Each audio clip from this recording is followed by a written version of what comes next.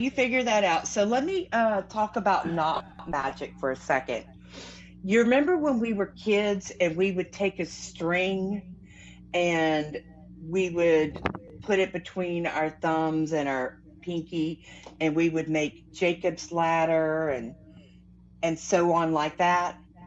That's a part of not what have we got going on here? I don't know. What the hell are you doing, woman? You done made a bunch of boxes. I don't know what I just did. Oh my goodness. And that's a, now look, Virgin's daughter became number 4 member on the team. What the fuck is that? Okay, that is when people, like when they send you gifts like lightning bolts and roses and so forth, people that give to you in your lives, they become a part of your team. And in each live, they'll have a ranking.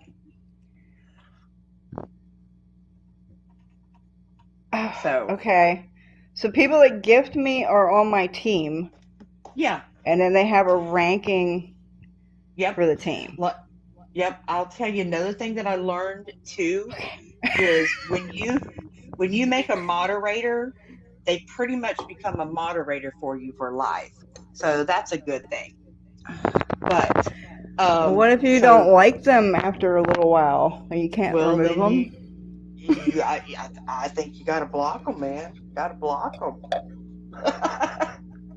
I'm getting this Got to pop up block every them. 2 seconds that says TikTok isn't responding. Well, we don't have no crazy sounds, so we're good. But yeah, not magic has been around for a long time.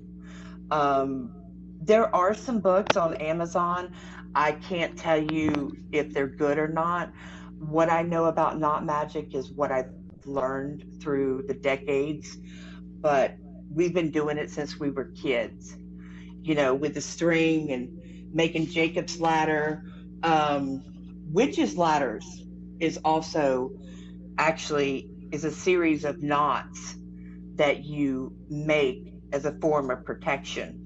And pretty much the easiest way that I can explain it is you are in motion with making a knot or working with a string, and you are setting your intentions, you're speaking your intentions and your spell. And that's what knot magic is. And Absolutely.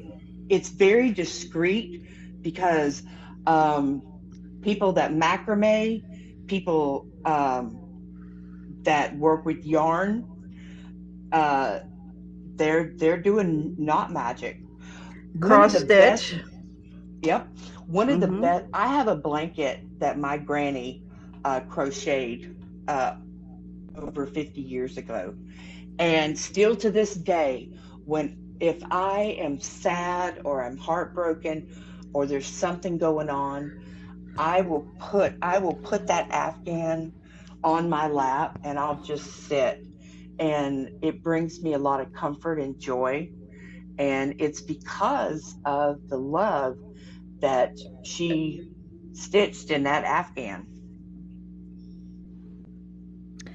So, Absolutely. And I understand that because I cross stitch, and Pennsylvania Dutch are avid fucking cross stitchers for some reason.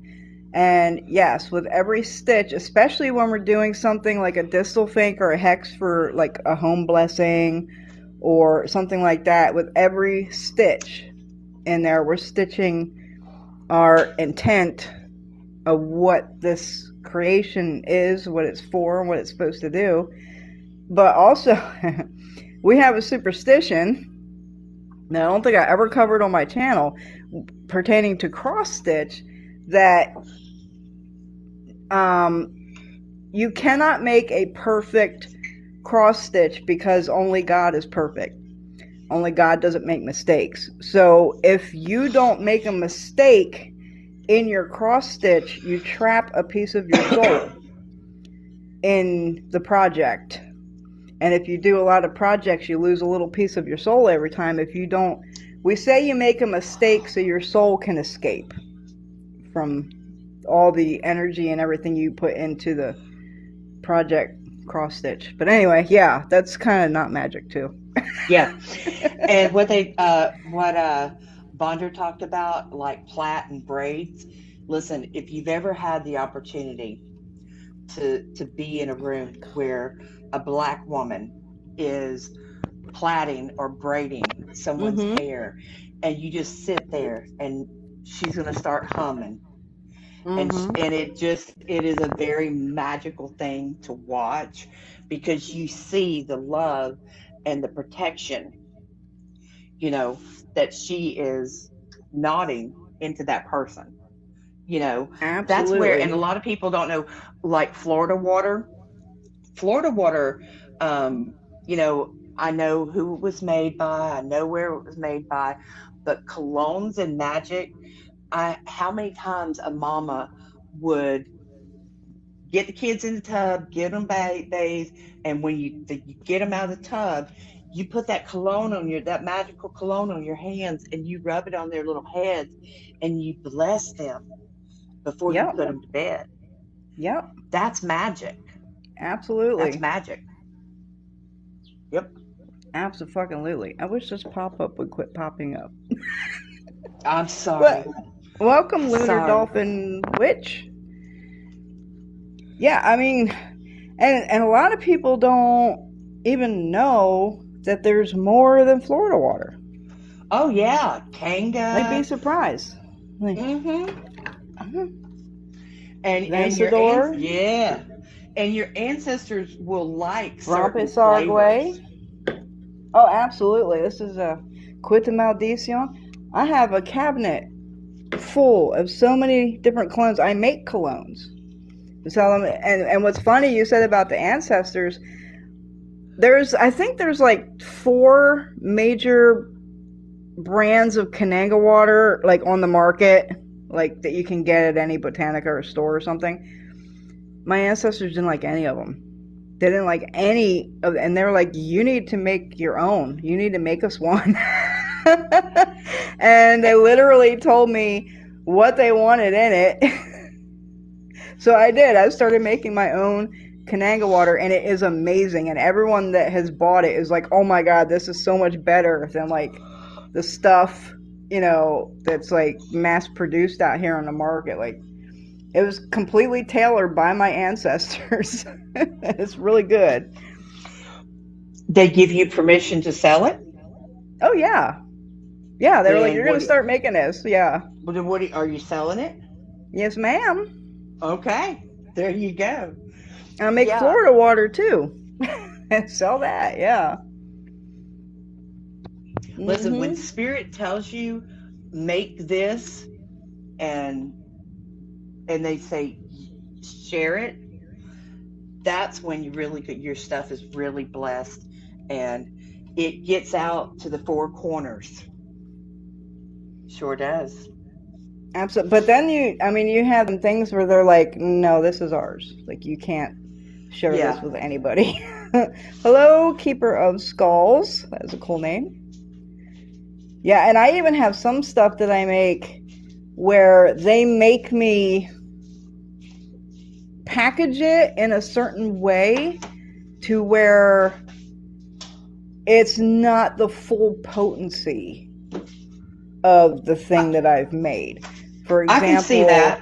I see yeah, that. like my hot foot powder, like I have a version of hot foot powder that I use that I cannot sell. I have to dilute it to be ethically selling that on my, because I'll fuck some people up. I've even had people fuck themselves up with the diluted stuff that I sell. Isn't it your gopher dust, Gust? Your gopher dust, um, your full. If it's that full potency, can it? What's the word? I have to use a safe word here. Can't it make a person croak? I actually don't sell gopher dust. That's too much of a liability for me. Can I make a powder that will croak somebody? Absolutely. But I don't sell it. Yep. Yep. I think powders is another one that's, kind of lost its lackluster. Absolutely. You know, And see, but it's when so I good and first so got on easy. in social media and like on Facebook and stuff, like 9 years ago or whatnot, I was trying so hard to bring back the powders and their uses because people don't use them. They don't do the blowing. Like, I've seen a couple people try to do that on TikTok with cinnamon. They'll like blow cinnamon on their door. But like, there's so much more than Yeah. blowing cinnamon on your door. Like, powders are so forgotten about. So forgotten about. One of my favorite powders, and it's hard to find. Um, I wish I lived up north and I could get tobacco leaf, but tobacco dust, oh my goodness. You can do so much and so much protection with tobacco dust. Plus, it keeps away the fleas. But yeah, powders are not utilized. I think because the community is so heavy into candles that a lot of Mm. stuff like not magic, And jars. powders, y'all Candles jars, and jars. them And damn lemons. jars. Ugh. Oh my Did you see goodness. that TikTok where she was like, I tripped over a lemon hex? I died. I died. It was funny. It's true though. I'm Leave them telling damn you. lemons alone. Ooh-wee. And Yeah. another thing is witches that are out here doing work and they're not disposing of it properly, ethically, or hiddenly. Yeah. I've seen so many articles coming out in the last year or two where people are just throwing their shit out in public or nailing it to a fucking tree in the park where 500 people walk by it every day. Like, come on. Yeah. If you hurt something, you didn't dispose of it right. And disposing of magical workings is not hard. It's really simple. If you can, put it to ground. Put it to ground. Or throw it in a river. I tend to stay away from the water because, but, because why do you stay away from water? Because some of my stuff has toxic things in it, poisonous stuff in it, so I tend to keep that away from the water. Okay. Yeah. And I'm an earth sign, so it just putting things to ground just works well. Now, if I'm by the ocean, that's a different thing. But if it's toxic, I don't put it to the water. Now, see, the ocean is a whole nother animal than a river. And this is in my class. Like, the ocean is a completely different animal. So, like, if you want to get rid of something, put it in a river, it runs away from you, right? So you're getting rid of that shit that's running away. You put that shit in the ocean, it's going to come back, right? Because what happens with the tide? It goes out and it comes back. Yeah. Right. So you put something in the ocean, unless you're doing like money work or so, like put that in the ocean because it'll come back to you. Don't be putting no painful shit in the ocean. No. And number two, The ocean is the largest cemetery on the planet. People don't think about that. It is literally the largest graveyard on the planet. There's so many dead in the ocean. Like, it's insane. The ocean's actually really goddamn dangerous, not because there's critters and things that'll eat you and its depths or whatnot, but just from the dead that are in the ocean that can drag you down, especially if you're people like us, you know what I mean? Whew. Yeah, ocean is the largest graveyard on the planet. Peace and love, Alice Intuitive. Did I say the name right? I think I did. Look at you being grammatically correct. I'm so bad with names, girl. I'm not saying your name right. Your name's Bree. Bree, right? It's not Bray. Nope, it's Brie. Kind of like cheese. I've been calling you Brewitch for like ever. No, it's just Bree is short for Brenda, and I hate every Brenda I ever known was a major bitch. So I Mm, shortened my name a long time ago to Bree. Yeah. okay. Yep. But you can Okay. call me anything. It's fine. People do. People do. Oh, I do have something to ask you about. Okay. Whenever you do, I don't always do it because I there's not always time. But do you do a road opener or a block remover whenever you're doing positive workings? Majority of the time, yes. Yeah, Yes. And good. I recommend that for a lot of my clients too. So majorly, if a client comes to me and wants one of my Crown of Success or Crown of Triumph light settings, I highly recommend they do both. They do a road opener and then the Crown of Success. Because what's the point? What's the point of doing the success work if you don't remove the obstacles first? Like, to me, Yeah. there's no point to that. And a lot You're of gonna do times when that you, work just to hit a wall. You know what I mean? right. And a lot of these times, these blocks are actually within ourselves, whether it's Mm-hmm. self doubt, um, imposter syndrome, just feeling like you're not Not being worthy. confident. Yep. Not, Absolutely. yeah. Yep. We So, are our own yes. worst enemies. Always. Yep. And road openers, and before you do your spell work, it doesn't have to be complicated. It doesn't. I advocate for that on my channel. Simple fucking shit. Simple Simple. shit is gonna work Yeah. better than any complicated thing with 20 fucking ingredients or drawing circles and rituals and ceremony. All this shit that you're doing is simple fucking shit.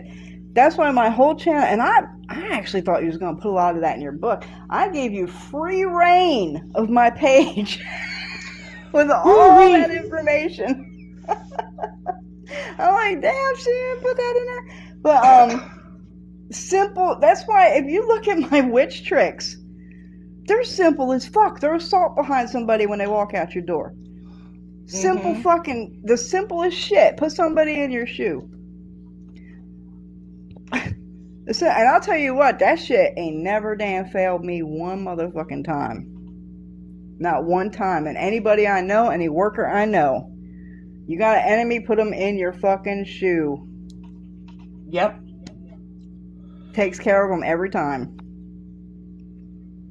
People be doing all this shit and 500 fucking ingredients and shit be clashing and they don't even know what they're doing. And simple shit. Yeah. Yeah. What you talking about? Put them in your shoe. One of the things, I don't use pennies. I'll use a nickel, and I'll take a Sharpie and I will color that nickel. I'll black that nickel out and put them in your shoe. Walk on them for a day. It don't take. Yeah, that's what I do because I don't want to hurt when I'm Oh walking. no! See, I'm gonna walk on somebody more than a fucking day. I Okay. put somebody in my shoe until I see movement in the direction that I want to see it. Then they can come out of the shoe. Do you put it on a piece of paper? You put it on a piece of I paper, or usually use a picture. I usually use a you're picture going with, full scale. oh yeah, with their names and birthday and, oh yeah, and everything I want. And I Okay. will stomp. Like, I don't just put them in my shoe and walk around. I'll be walking around and it'll hit my head and I'll be like, that motherfucker, and I'll stomp my foot. I've been stomping on their asses, I'm telling you. And that shit ain't never damn failed me one time. Now, Virgin's daughter says spending a lot of money on our ancestors keep it simple. Now, I'm going to disagree with you there. Ancestors and offerings of any kind is the one place you don't want to skimp. You don't want to be cheap. You don't want to be chintzy. You don't want to skimp. You wouldn't like that if somebody did that to you. Yeah. Now you don't got to get the best of the best of the best unless you got bougie ass ancestors. I got a couple bougie ass ancestors. It's like, We gotta have this fancy ass nice shit. Couple of them. But unless you got that, you don't gotta, go out and get fucking Gucci and like, you know what I'm saying, like that shit. But you don't want to skimp. You don't want to get Dollar Tree. You know what I mean? Like, you don't want to skimp on your offerings because that's your payment to them. That's your gratitude to them. So if you skimp on that shit, you're saying, I'm grateful, but whatever. Like, you don't want to skimp on that shit. I had one spirit over here. I had to do some work for a client, and you know what the fuck she wanted to get that work done? Motherfucking Dom Perignon. $280 a fucking bottle. Client paid for it, I did the work. Some work requires big offerings. Mm-hmm. I'm just going to say that. You don't want to skimp with your gratitude and your offerings, especially when you come to ancestors. So that's just one thing I'm going to... Other than that, keep it simple as far as your workings, not your offerings. Not on our ancestors, I treat them well like I was taught, but on the crazy ingredients. Okay, I agree with that one. Absolutely agree. Yeah, and I'm a big advocate of that. I've done videos on that about poor witchcraft and poor witches, and you don't need all this shit that people are trying to sell you. You don't need 500 fucking crystals. You don't need all them fucking jars. You don't need all that shit. Yeah, and I'll tell you something. The flatware, the plates, and the glasses that I use on my ancestor altar, they're not like the other ones that I have, and they're very specific for that altar. Mm-hmm. Yeah, like my grandma, I just put white plates on my altar. My grandmother did not like that. She wanted a piece of china. Well, I didn't go out and buy a whole set of china. I went to a yard sale and I found a nice piece. And I don't use a full size. I use like the saucer plates.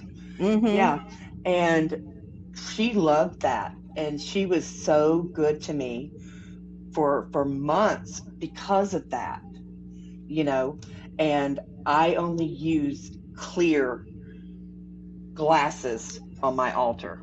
Mm-hmm. I don't use any kind of color or anything like that. The glasses are always clear, and they're different sizes as well.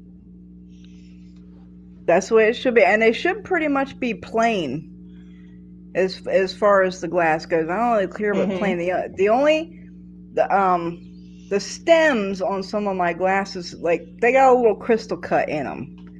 You know what I mean? But the actual glass itself is just plain and clear with a little bit of a fancy stem on it. And yeah.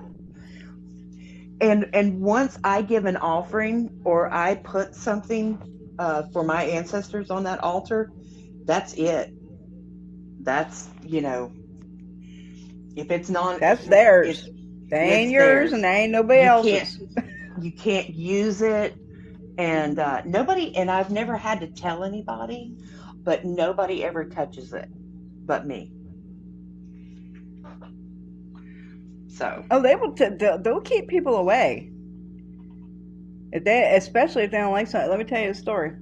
So, like, the first time a Polero came to my house, this guy was bad news, apparently. I didn't know it at the time, but my people knew it, And he came to my house, and he went immediately to my ancestors. And he started talking to them in Spanish. And he bent down to, give honor. He, bent down to the floor and touched the floor. And when he went to stand back up, they stabbed him. He bent down, touched the floor, went to stand up, and was like, oh.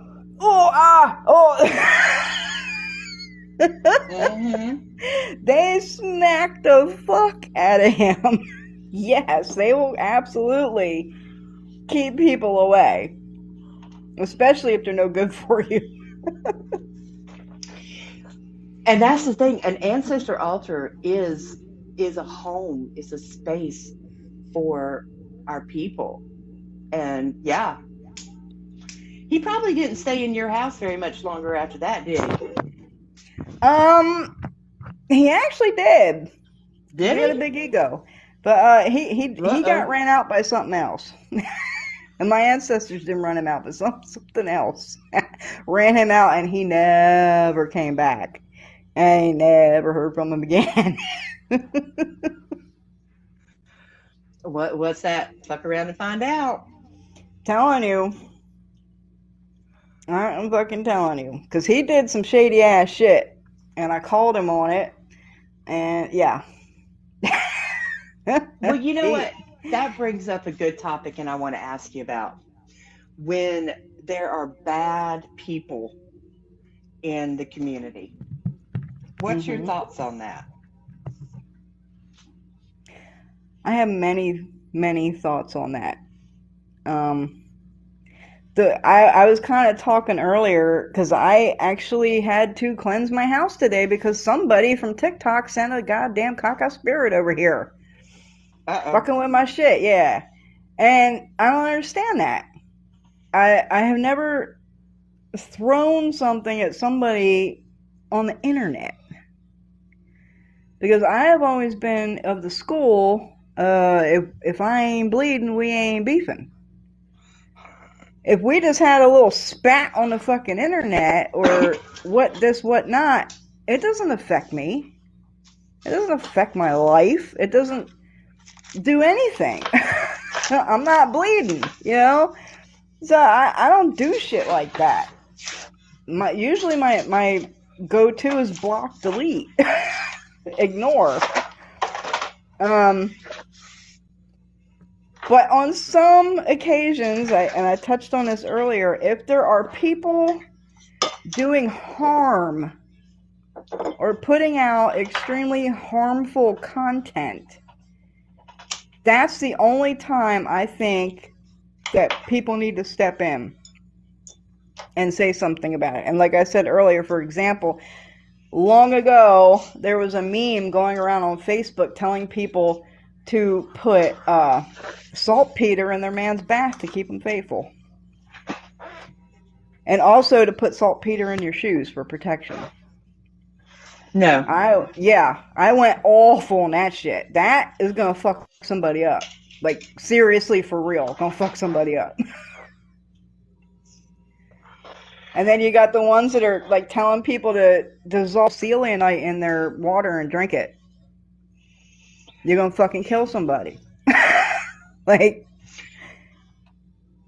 that's the kind of shit that needs to be called out, not petty shit.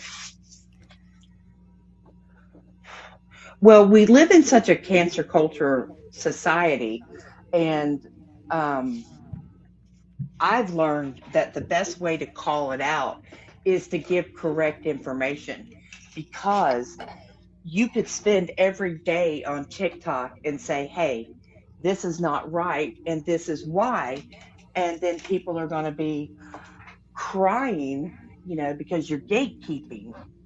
Um, so I'm a big component of not gatekeeping correct information.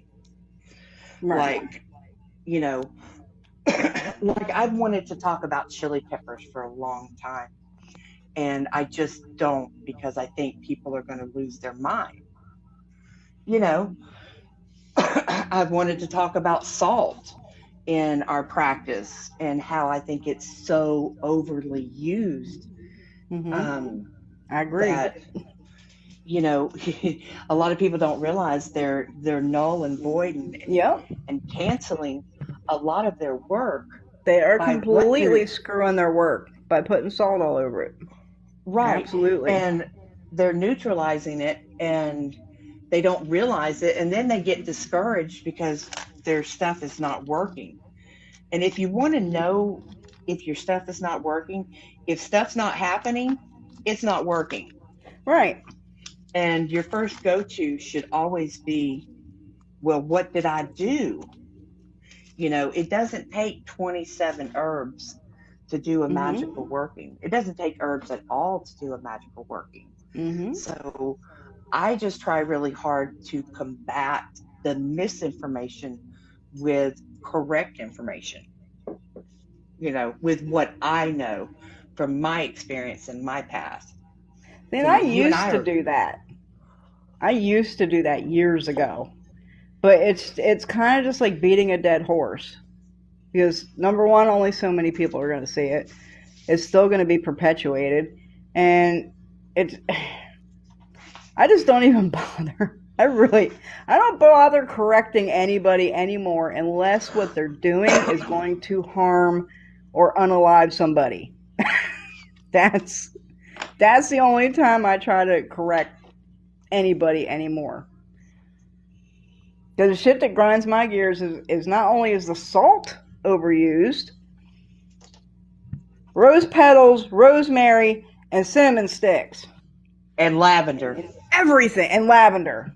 In everything. Every motherfucking thing. Yep. I was like. Yep. And see, what it is, and see, you were saying how people, their shit doesn't work, and then they get discouraged. Those people are meant to drop off. I A lot agree of with that. people put a foot in this ring and they can't fucking hang. And they'll fuck with it. They'll dabble, for a little bit, and then they fall out. They drop out because this is not for them. That's all I Nope. can say. It's people that are like that. This is not their path. This is not for them. So I let them do it. Like, hey, go drop out. Mm-hmm. It's like everybody that enrolls in college is not going to graduate. A lot of people drop out. It's the same thing in this community. A lot of people going to enroll, and not everybody makes it to graduation.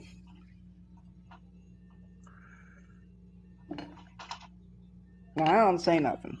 I don't say nothing anymore. I used to be big on that. I used to comment on everything and be like, no, that's not good, and this is for that, and did it. Like, I used to do that, try to correct the information all the time, and it was exhausting.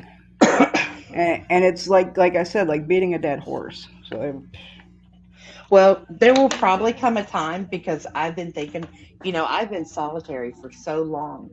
And um, one of the motivations behind the Witchtokers Grimoire was to bring synergy to the community and show the different paths and put correct information out there, because there's a lot of good things. It can be complex, it can be complicated. um, High magic, ceremonial magic, absolutely, if you want to get into that. But you have to be grounded, you got to be in the basics, you got to you know gotta have what a correspondence. foundation. Yes, just because a chili pepper is spicy doesn't necessarily mean that it's going to work that way in your workings. Your workings has to correspond with what you're working with, whether it's herbs or a tool, string or bones. You know, you cannot take deer bones and think you're going to do a hex on somebody. Deer bones are protection, loyalty, and knowledge. So just know what you're working with, you know? That's a Mm-hmm. big thing. That's something that I wish more people in our community would know what the hell they're working with. They don't want to put in the time and effort to do any kind of research. They see a meme, they see a TikTok video, and they just go do it. They don't even look at the ingredients or like anything of what they're doing. Very few. They Yep. just follow the leader, jump on the bandwagon. This person did it, I'm going to do it, and they don't even look at it. I Yep. fully agree. Let me give an example on that. And this is probably going to be your dirts and waters. It was definitely your ancestor veneration class. What you see on TikTok, 3 minutes is not enough time. You cannot teach ancestor veneration in 3 minutes. Oh, Your class was 6 hours long. It was over 6 classes, over an hour each, and that was it was ancestor 7 veneration. classes. Yes, 7 ma'am. hours. I stand corrected. 7 hours. Okay? And that was a lot of note taking. What you're about to teach on dirt and waters, how many classes is that going to be? 2. 2. 1 class is dirt and 1 class is waters. Yeah. You know, and then once you take that, you get that knowledge, you have to put that knowledge into practice. So what we teach here and share on social media, on our platforms, is just a glimpse. It's for the individual to glean that information, take it, do your research, and do your practice. Yep. That's what it's about. Just like you were talking about my bath video earlier. Like I said, that was 2 hours condensed down into like a minute and 30 seconds. Okay, let me tell you. I want to say, guys, if y'all haven't, go back to Munya's video on her TikTok, and it's a big silver pot. The water's greenish. She's got some green plant in there, but I want you to see what she's doing with her hands. And that was the part that really caught me, because what she's doing is she is massaging. She is connected with those herbs, and she's rubbing them. She ain't beating them to death. She's rubbing them. And what that's doing is that it's letting out the essence of what's in that plant to let go and to go into that spiritual bath so it can do what it's intended to do. And that was so magical. That was so magical. I'm like, I hope people paid attention to that. Now dead dry plants, like herbs you buy at the grocery store and like whatnot, we consider those dead and dry. You can beat those because they're dead and dry. You gotta wake them up. All right, so you gotta smack them around a little bit and grind them in your hand. Like, you can do that with those, but with fresh herbs, you gotta massage them. You don't smack them. Yeah, because you're gonna piss the spirit off. Yeah. Someone come up and smack the shit out of you? No. There's a difference between a living plant and a dead dry plant. You gotta wake up. Yes, and absolutely. There's a difference with roots as well. And that's the thing. People want to know, how do you connect? You know, it takes time, and there's no right formula to connecting with a certain plant. You just have to work with it. You grow it, you feed it, you water it, you forage for it. If you can smell it, don't be smelling a foxglove, but if you can smell it, if you can take it into your being, once you make that connection, you'll know, and that is a lifelong connection that you have. Yeah, and just also, just because you make a connection with one certain plant in the ground doesn't mean that all of that same plant you're going to have the same connection with it. True that. Because every plant has its own little spirit. Yep.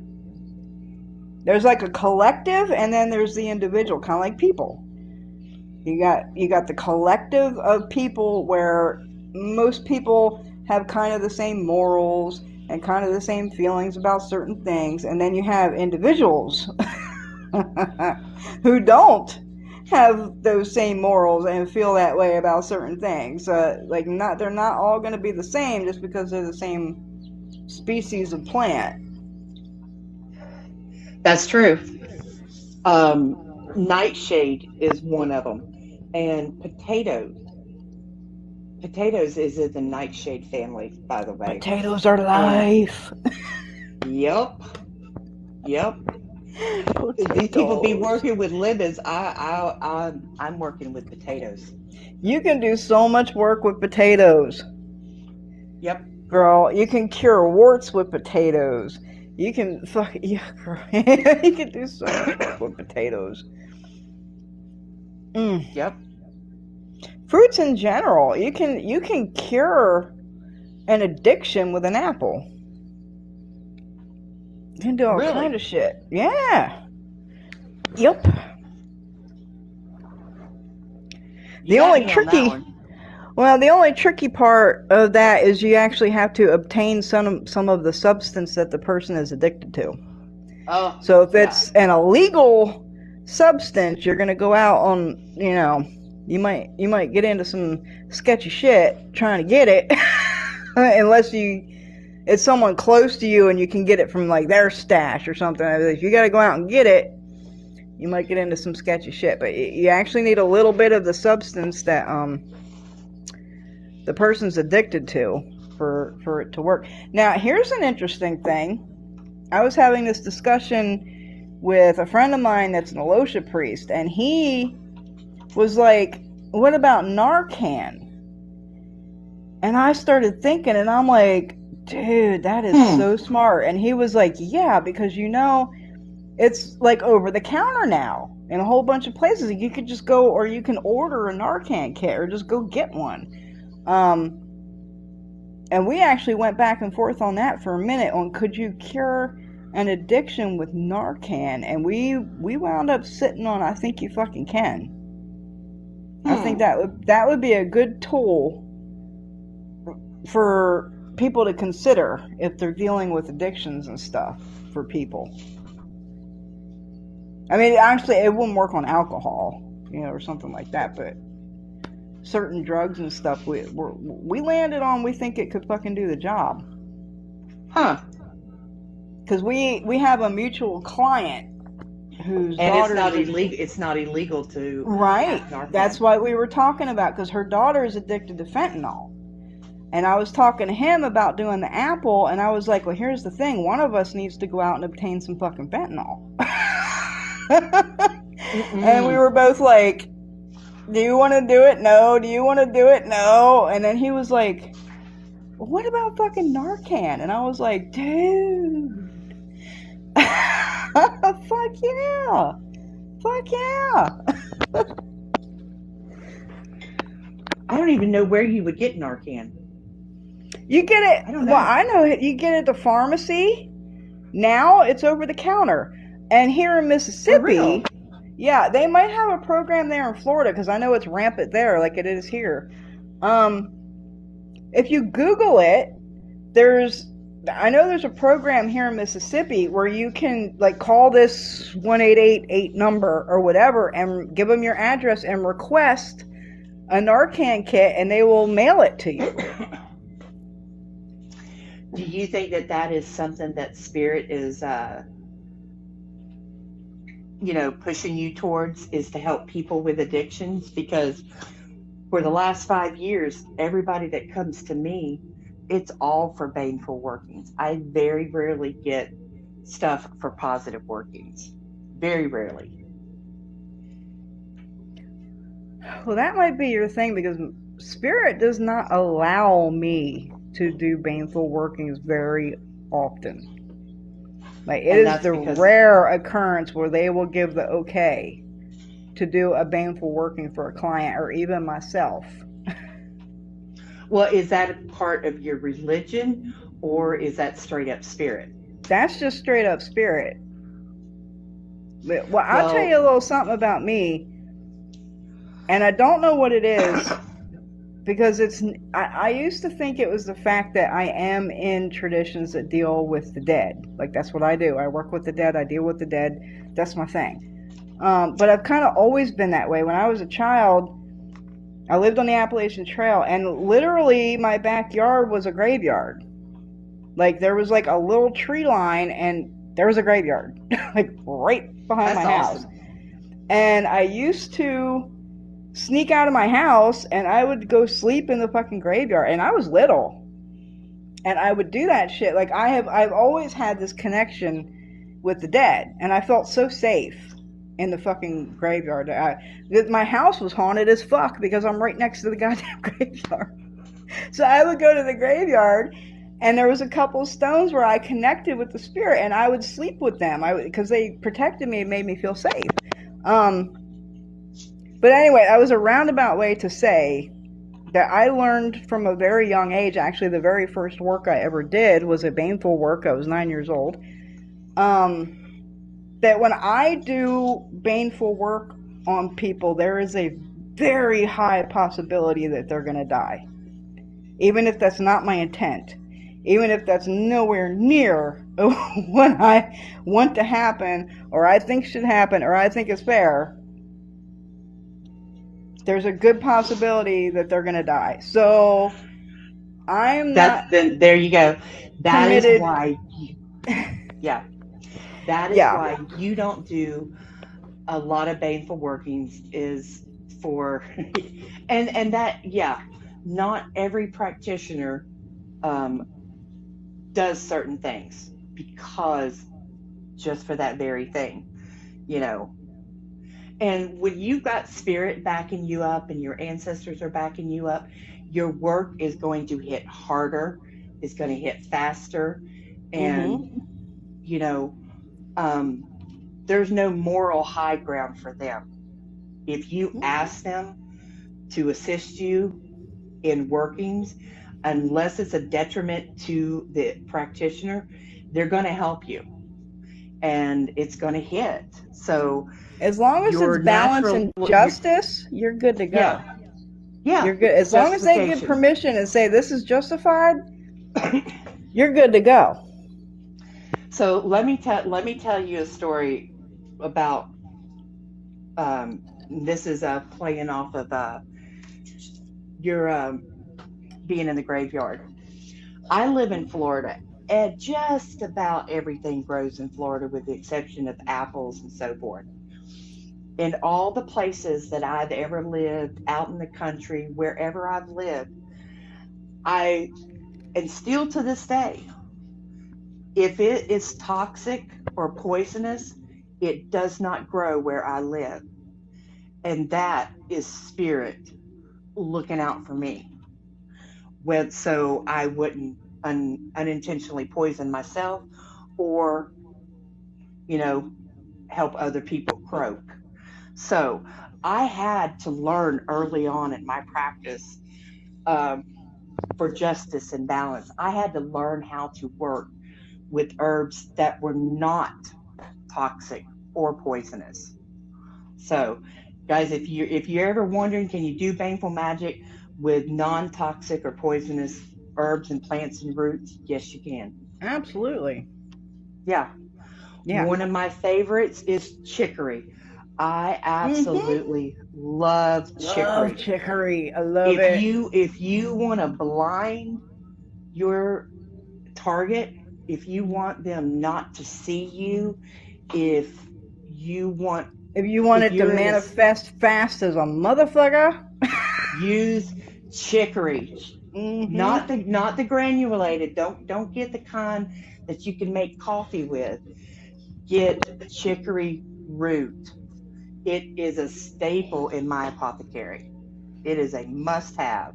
I love chicory. It's also absolutely the bomb for block busting and road opening. Yep. Bomb shit, because it gets shit moving. Poof.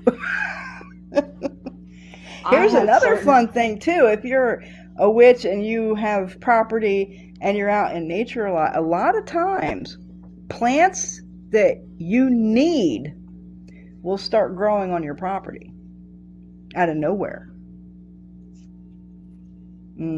That's true. That's true.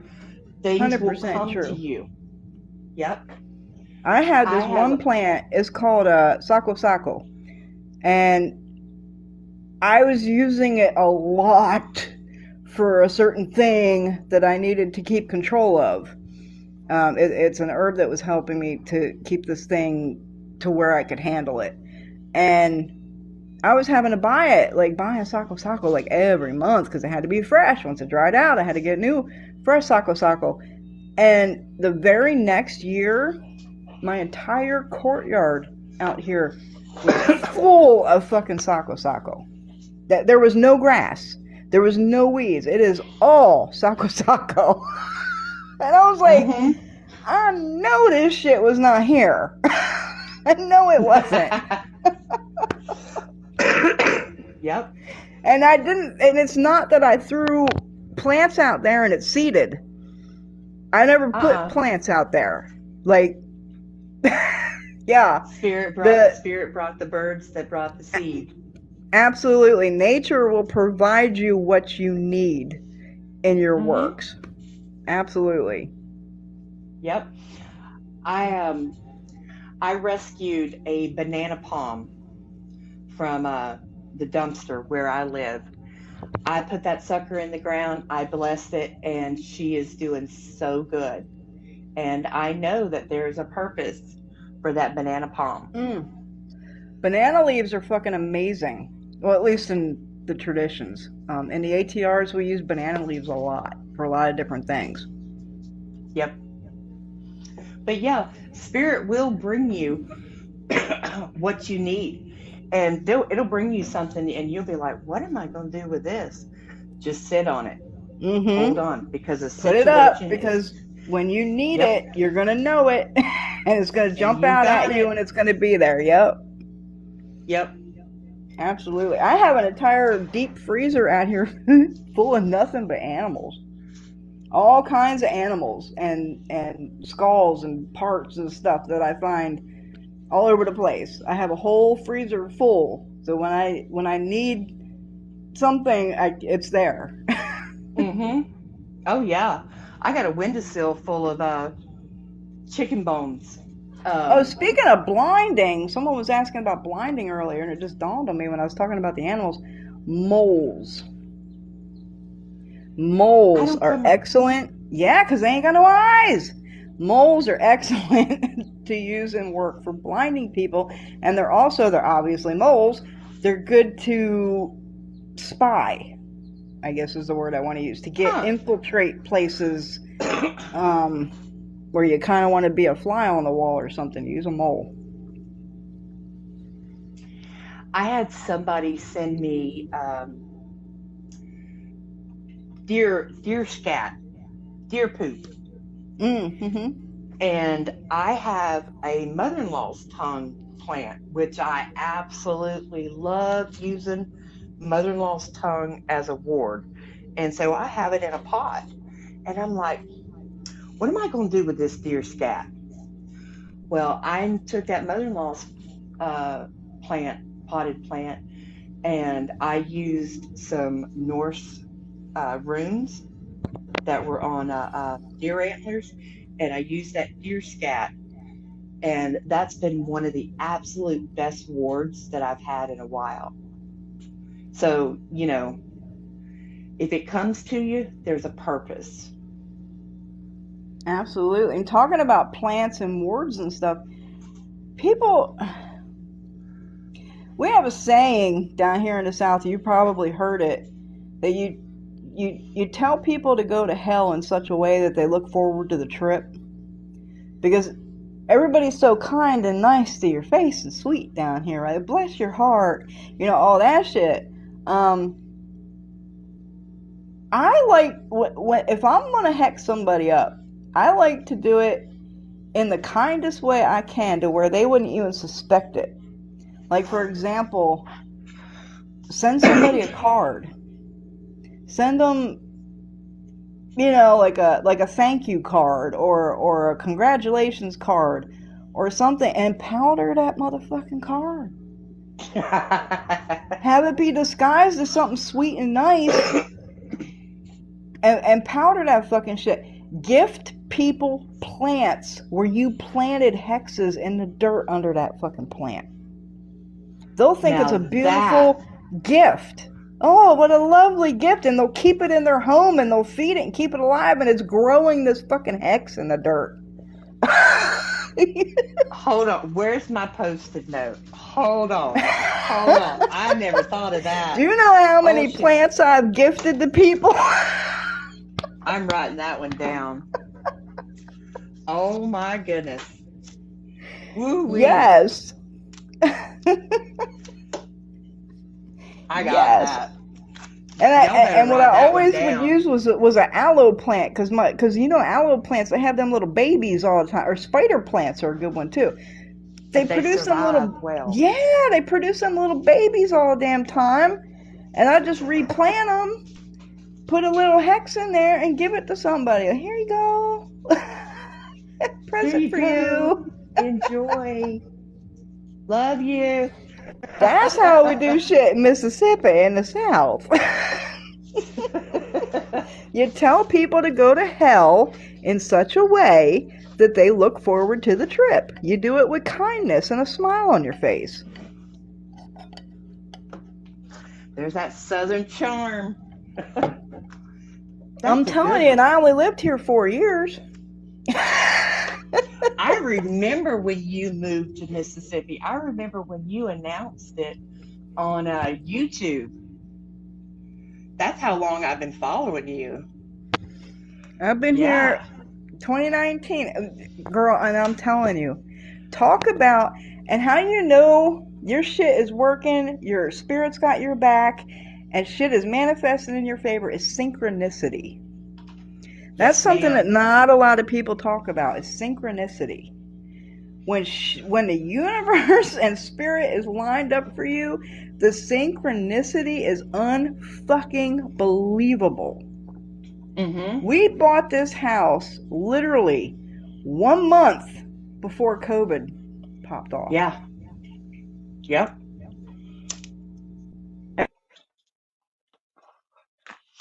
Synchronicity is when your mind, body, spirit, and the natural world and the spirit world are all in alignment and everything falls into place.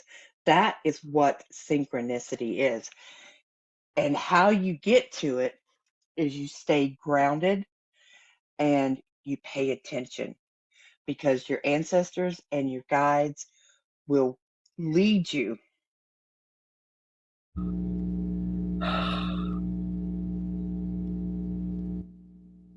Bray, come back. Okay. Stop pushing the damn buttons, woman. Well, it keeps popping up and saying it pops up right over the comments, and I can't see the comments, and that's why I keep hitting it. Okay, anyway. Stop touching the button. Sorry. Woman. Just look away. Just look away. But I can't see the comments when it pops up. Well, maybe, wait, it's not popping up now. Maybe I had to do that. And then the pop-up's not coming back. See? What was I just talking about? Synchronicity. Yeah. Wasn't I just talking about that? That's the fucking shit. That's the fucking shit. Anyway, yes. And the way that it lined up that we got this fucking house was insane. The things that had to fall in line and be synchronized and be timed out perfectly that we got here when we got here, and the way it worked out, it blows my fucking mind. It blows my mind when things are synchronized up and you can trace it back. You can trace it back to where it started and all the things that had to fall in line exactly when they fell in line for the end result to happen the way it happened. Mm-hmm. It's fucking unbelievable. Yeah, because you didn't move just next door. You moved. I'm telling you. You moved states away, and I'll bring this story up about you. Even though and synchronicity come into play, that does not mean that you get to sit on your laurels and you don't have work to do. Because didn't you buy that house, and wasn't there jars, caca jars, underneath your doorstep? Yep. So yeah. This whole house and property had some massive witchcraft put on it. The people that lived in this house before we bought it was fucked up. Oh my God, they were so fucked up. Because they pissed somebody off. They pissed off some root worker. And the way I seen the picture, it was a young black lady. She couldn't have been more than like 20 something. And she's the one that did it. They did something to her or somebody in her family. And she fucked this whole shit up. Yeah. I think Spirit brought you to that house. The husband wound up being an invalid in a wheelchair that couldn't even feed himself. And the wife lost her motherfucking mind. She was Looney Tunes to I don't know what. And something else I found out shortly after, actually like a week after they sold us the house, their daughter, it was either their daughter or their son, got in a car accident with their spouse and their baby, and they all fucking died. It was literally like 3 days after they sold us this house. So not only was she fucking loony, lost her mind, he was an invalid in a wheelchair, and now their kids are fucking dying off. I'm telling you, the caca on this fucking house wasn't no joke. Well, because you're moving, because didn't you buy that house without actually seeing it in person?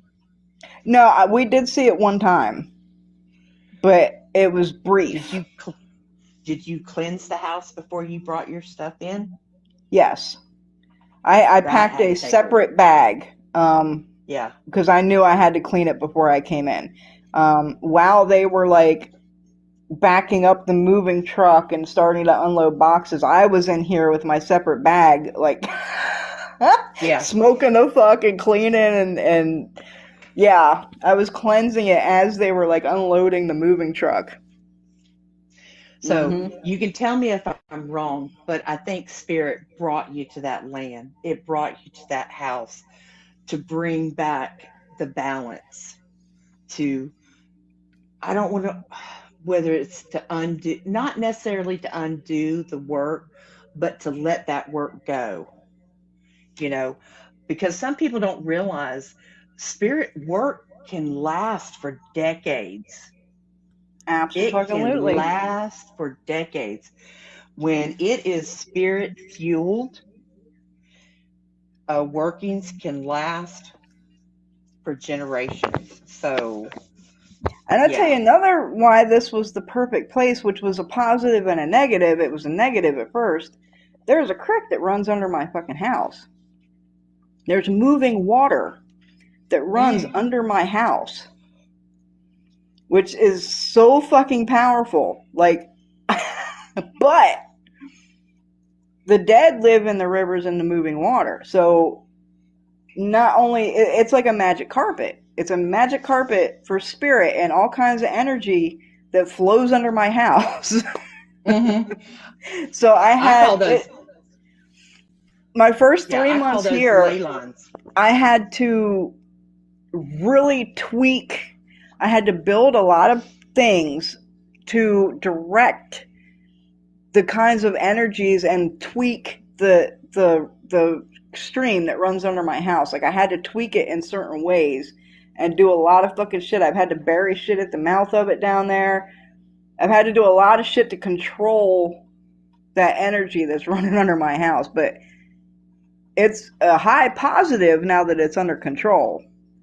But at first it was like, fuck. This ain't gonna be easy. Yeah. Oh, you should have seen like my elders and shit when I told them that there was a creek running under my house. They were like, what? Oh my God, you gotta do this and that and this and that. And I was like, oh no. Yeah. I know your house is heavily protected, but you have your blind up behind you.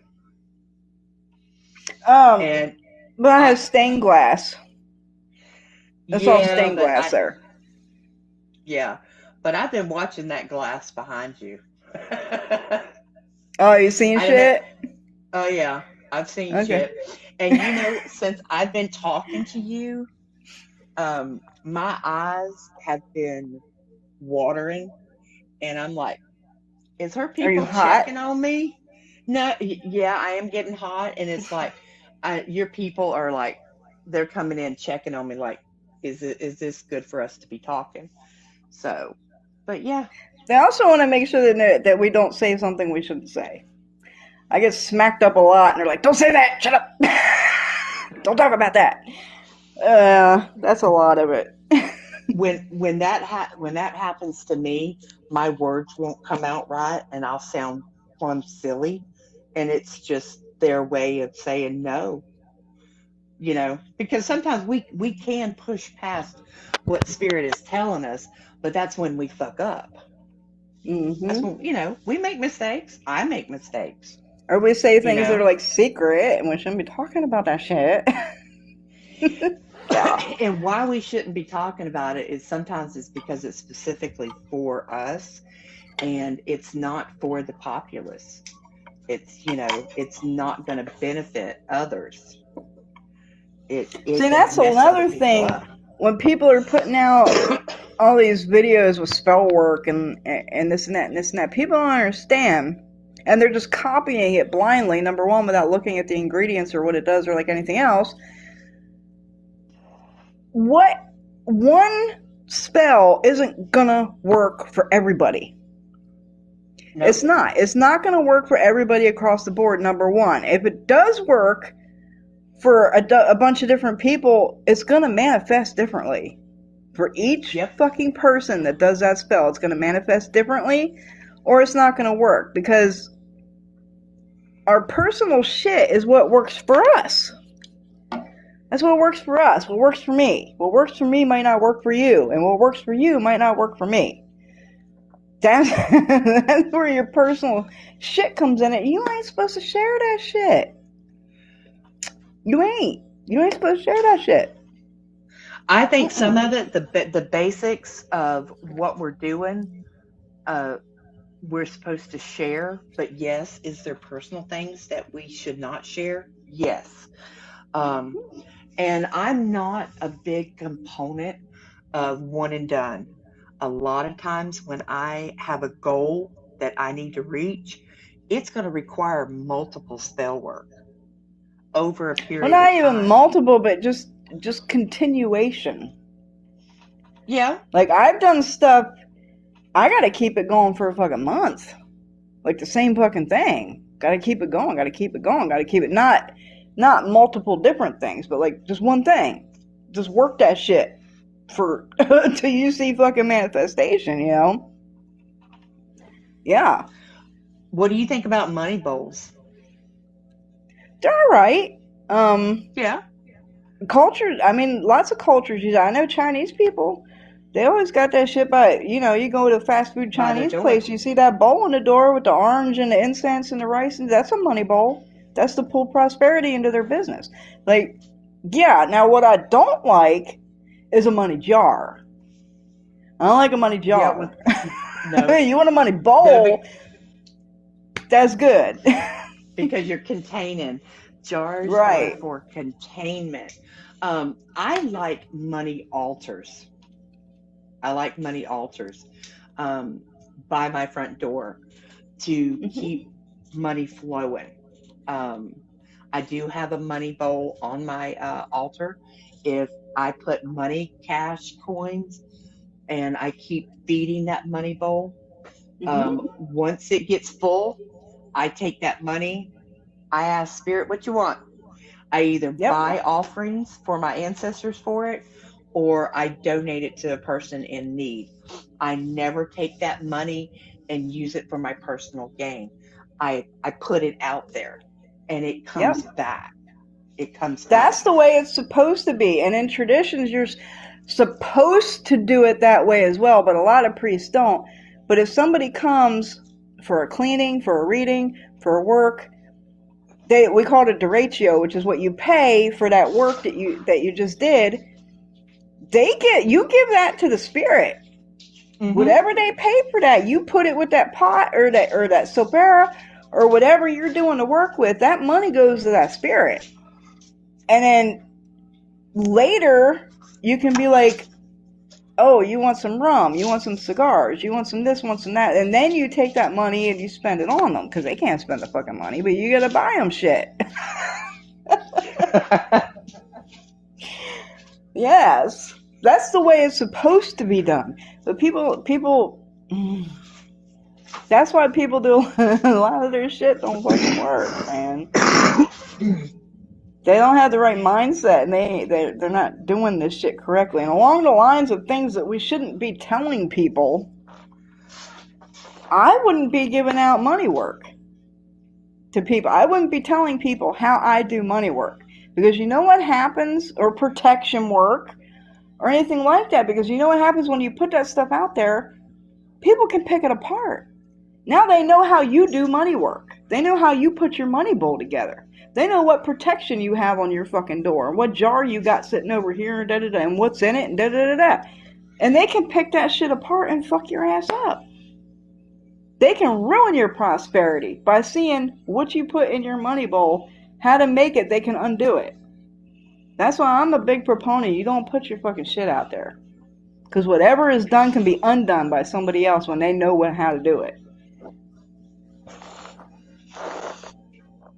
That's my... So you'll notice on my channel, I don't show a lot of workings, right? I don't show, oh, this is how you do this. And the only thing I really put on there that I show you how to do is that blue glass. That's it. I've showed oil lamps, and I will give advice and be like, you can do this kind of lamp and that kind of lamp, and this might be some ingredients that you want to put in that kind of lamp. But I don't sit there and be like, this is how I put my protection lamp together and put it together on camera. Why would I do that? Somebody's going to pick it apart.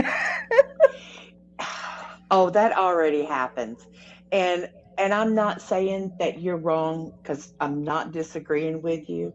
And, there will come a time.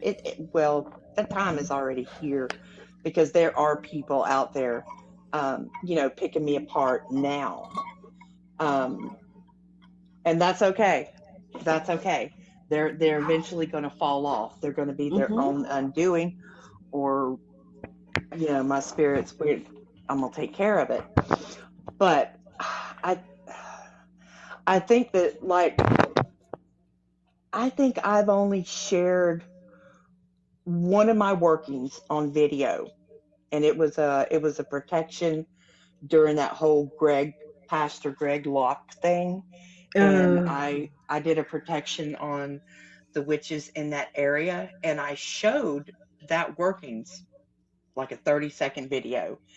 And now if I was on the outside, I'd know exactly what's going on in that workings, and I could pick it apart. So I've only shown it one time, and I'm like, I've never shown my workings since, because a seasoned practitioner can look at a workings and know what's going on. They know if it's fake, and they know if it's real. Yep. Like, I'll never forget, she's not on the app anymore, but there was somebody who said they were a 7th-generation witch, and she was doing a hex, and she had oranges and rose petal in her hex. And I'm like, you got to be shitting me. Are you kidding me? Are you kidding me? Are you kidding me? She literally took a dried blood orange and put a gray candle on top of it with some rosemary and rose petals, and it was to be a hex. And I'm like, God. And there were so many people that were so excited and so riled up, and I'm like, people, are you crazy? Do you see what I'm seeing? That is an orange. An orange is for happiness. And like you said, she ain't on the app no more. She dropped out. Yeah. Roses is for love and protection. Oh my goodness. Oh my goodness. So, yes. And there are a few people that I've seen their workings, like a lot of cord cuttings. I've seen a lot of cord cuttings, and I'm like, oh my goodness. Oh my goodness, people. I'll give you one. I'll give you one. I'll give you a good one. I'm talking about cord cutting. Because I did this I told a client about it. This shit works really good. And she did it. She was like, oh my God, that was fucking amazing. I feel so good. Number one, I want to go back, touch real quick, jump back and say about why I don't do baneful and hexing work is because I don't have to.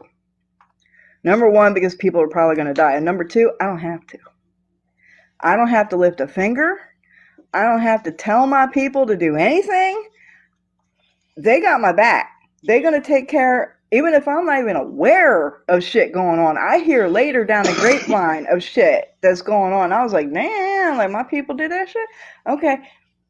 They got my back. And when spirit got your back, you don't have to say a word. You don't have to say a word. You don't have to lift a finger. You don't have to do baneful work. You don't have to hex them. You don't have to, because spirit got you. They're going to take care of it. And another thing I'm going to say along that lines, spirit's idea of justice and our idea of justice a lot of times don't line the fuck up. They gonna go balls to the wall off, and you're like, that was a lot and a little bit unnecessary. Like, yeah. But they do as they see fit, not as you see fit. And that's why shit manifests differently all the fucking time. Even if you do the same work the same way, it's going to manifest differently because spirit does what they see fit, not what you see fit. But along that line is the cord cutting. Instead of doing a fucking cord cutting, I got to watch what I say because I don't want to get my live banned. Get you a really sharp implement for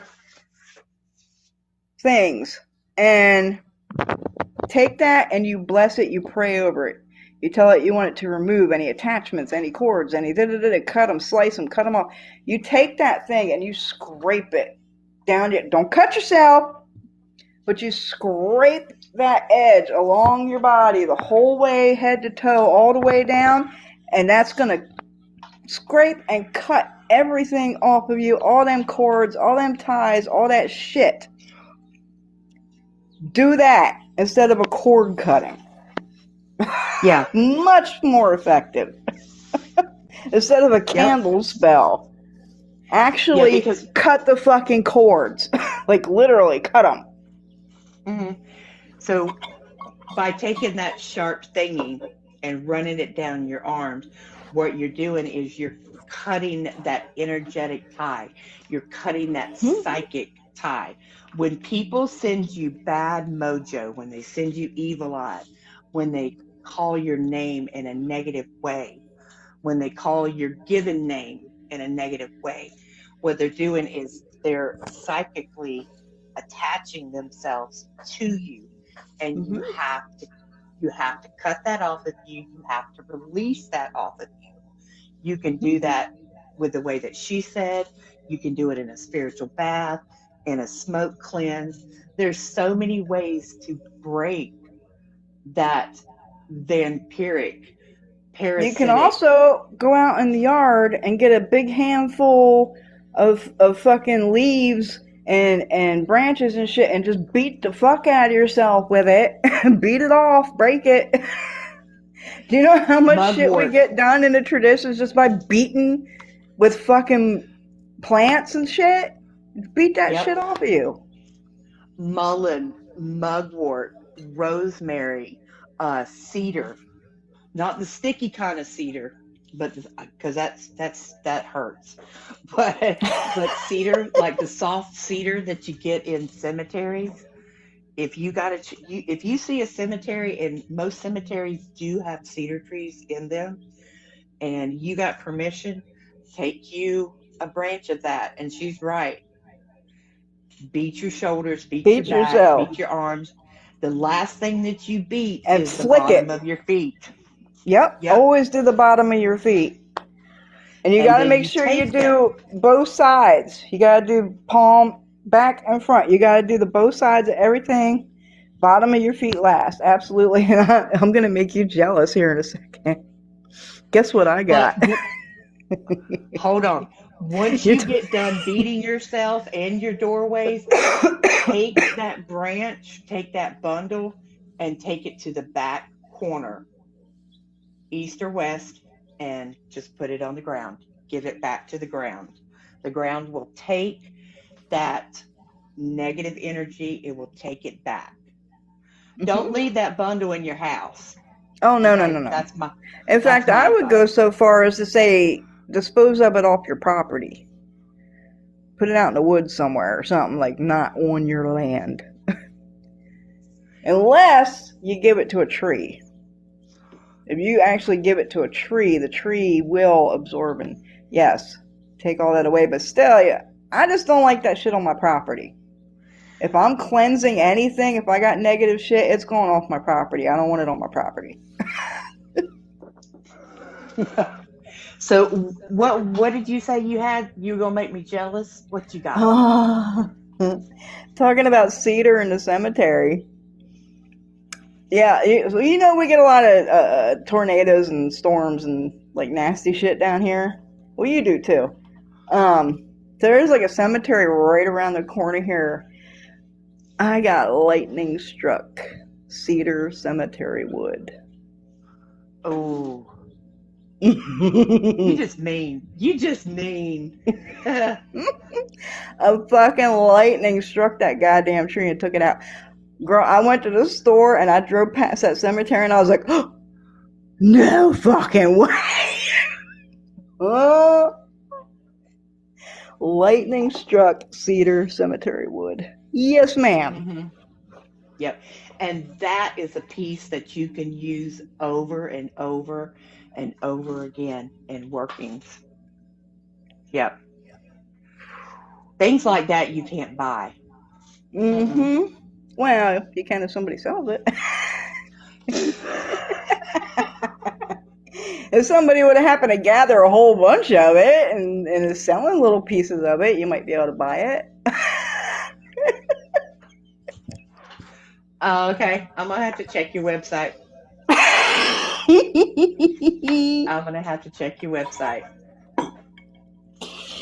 Yes, what ma'am. Are you drinking this morning? What are you drinking? Well, I had some tea, but I don't have any tea anymore. Refill. I'm drinking not coffee. Drinking nothing. I ain't got nothing. You out of gas. But I'll tell you what, I'm so hot. I'm dripping. Are you having night sweats? No, I'm having spirit sweats. This happens every time I do a live. Every time I do a live, I get so hot. Is it the energy? They're riled up is part of it, and I think part of it is also that I think there's people that watch my lives that are not nice. They're not or wanting nice things for me, so they get riled up and they make me hot to protect me. Whew.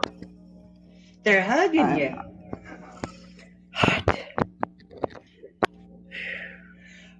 Are you supposed to say something when you are doing this? Okay, if you're using a sword, what?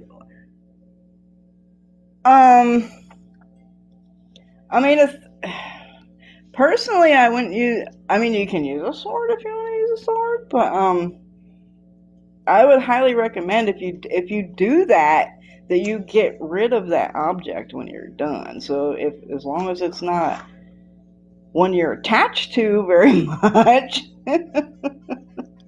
Like when I do that thing that I was just talking about, I'll actually go buy a new one. I'll go buy one just for that purpose, and I'll consecrate it, bless it, pray over it for that purpose. I'll use it, and I get the fuck rid of it. I don't keep it around. So, not something I wouldn't use something you're attached to. Yes, do not cut your fucking self. Do not cut your fucking self. But I tell you what, it works charms. And then if you follow that up with like an uncrossing or remove negativity bath or something, whoo, you feel like a brand new person. Brand new. Like bricks lifted off of your shoulders.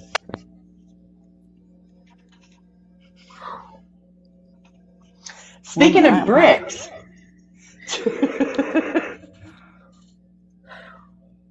Now this is when I would grab my Florida water or one of my colognes. As a matter of fact, I'm gonna grab my Florida water and dose myself.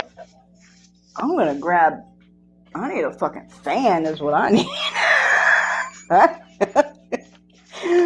I need a fucking fan. Book. I need something to fucking fan my ass with.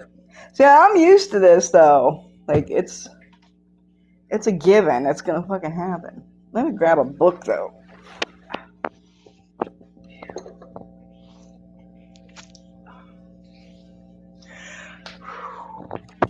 I don't know about y'all, but I love her couch. I love that couch. I inherited. This was my mother-in-law's couch when she I passed love away. that couch. I got it. It is fancy. I got a coffee table that matches it too. That's sitting in front of me with all this shit. It's called a French Provisional, I think is what the style is called. What did I even grab? Superstitions of the Pennsylvania Germans.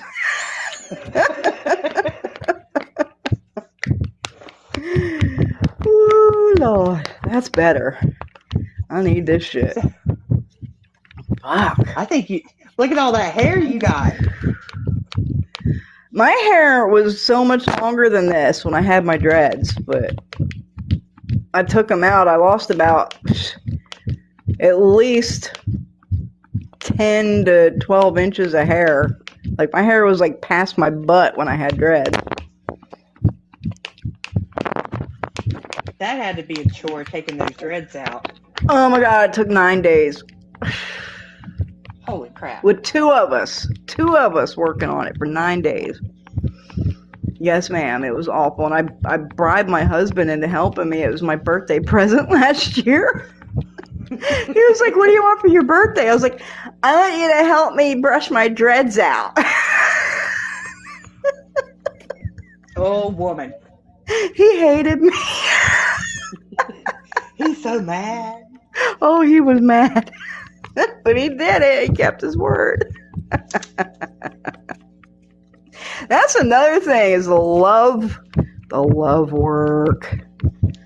Oh, woman. Both of us are sighing because we know what that means. Listen, the best love anybody could ever do is do for themselves and not another individual. I know everybody wants to be loved. Sure, we come into this world taking our first breath, and the next thing we look for is love. And a lot of people will spend their whole lives looking for it when it's right there within their self. I like myself. I really do. And I love myself and the things that I do. I was single for over a decade and I wasn't looking for it. And love came to me. And it was another magical woman. And it has been fantastic. She is beautiful, by the way. You were lucky. I love her. I was really, and she's a hoodoo practitioner. Love it. And yep. And there's nothing like the love of another woman. And I feel very blessed. Now, did I do workings for that? I didn't. But do I think I've been blessed because of the things that I've done over the decades for others? Sure. But yeah. Spirit brings you what you deserve. I think what people need to learn is that if something is for you, if it's yours, if it's for you, it'll come to you. Number one, it'll come to you, but you don't gotta do work to keep it and hang on to it. If you need to do work on your partner that you're with, they ain't for you. That ain't your person. You need to go find your person. That is not your person if you need to do work on them to keep them around. Yeah, because it's not going to end well in the end. It doesn't mean that the workings won't work. It will. But will it sustain it for a lifetime? Not in the way that you think it's going to be. Listen, witchcraft is about manipulation. It's Mm-hmm. manipulating the situation, the items, your environment. It's all about manipulation. And 150 fucking percent. You nailed it. yeah. So, I mean, can you manipulate something to cause a good effect that will ripple down through time? Yes. Can you, if you try to make somebody love you, you try for somebody not to be a cheater or to stay with you, you're going to end up hurting worse than when you came to me. You know, I've had people come to me, I want him to stay. I don't want him to cheat on me anymore.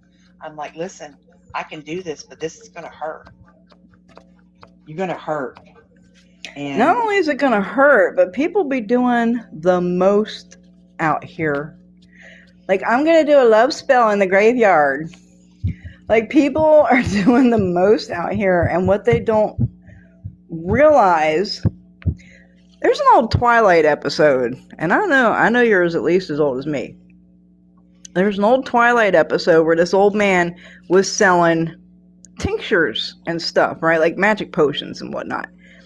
And this man came in obsessed with this woman, and he wanted this love potion, and the man sold it to him for like a penny. Gave him the love potion for like a penny. And he gave it to the woman, and she became fucking obsessed. Like, obnoxiously, ridiculously, insanely obsessed, which is what happens a lot. And especially when it's women doing this work, that turns into stalking and abuse and domestic violence and all that stuff. But anyway, so the man buys a love potion, gives it to the woman, she becomes obsessed, and the man doesn't like the result. He was like, I don't want her anymore. She's too much. She's too obsessed with me. I can't handle this. And da da da. So he goes back to the man and says, I need something to undo this love spell. mm-hmm. And the old man called it the glove cleaner. Do you remember this episode? He called it the glove cleaner, and that one was like $10,000. He charged him a penny for the love potion and $10,000 to fucking undo it. And you know what? A lot of us practitioners will. I do. If I have to undo my work, I'm charging 3 times the amount. And they pay it. They pay it. Now, do I advise them? And sometimes I will turn work down and just like, I'm not doing this. But yeah, I've done work and I've advised people, this is what's going to happen. And they still want it. They want it. People only come to me when they're desperate. And, well, I think that's true for all of us. Yeah.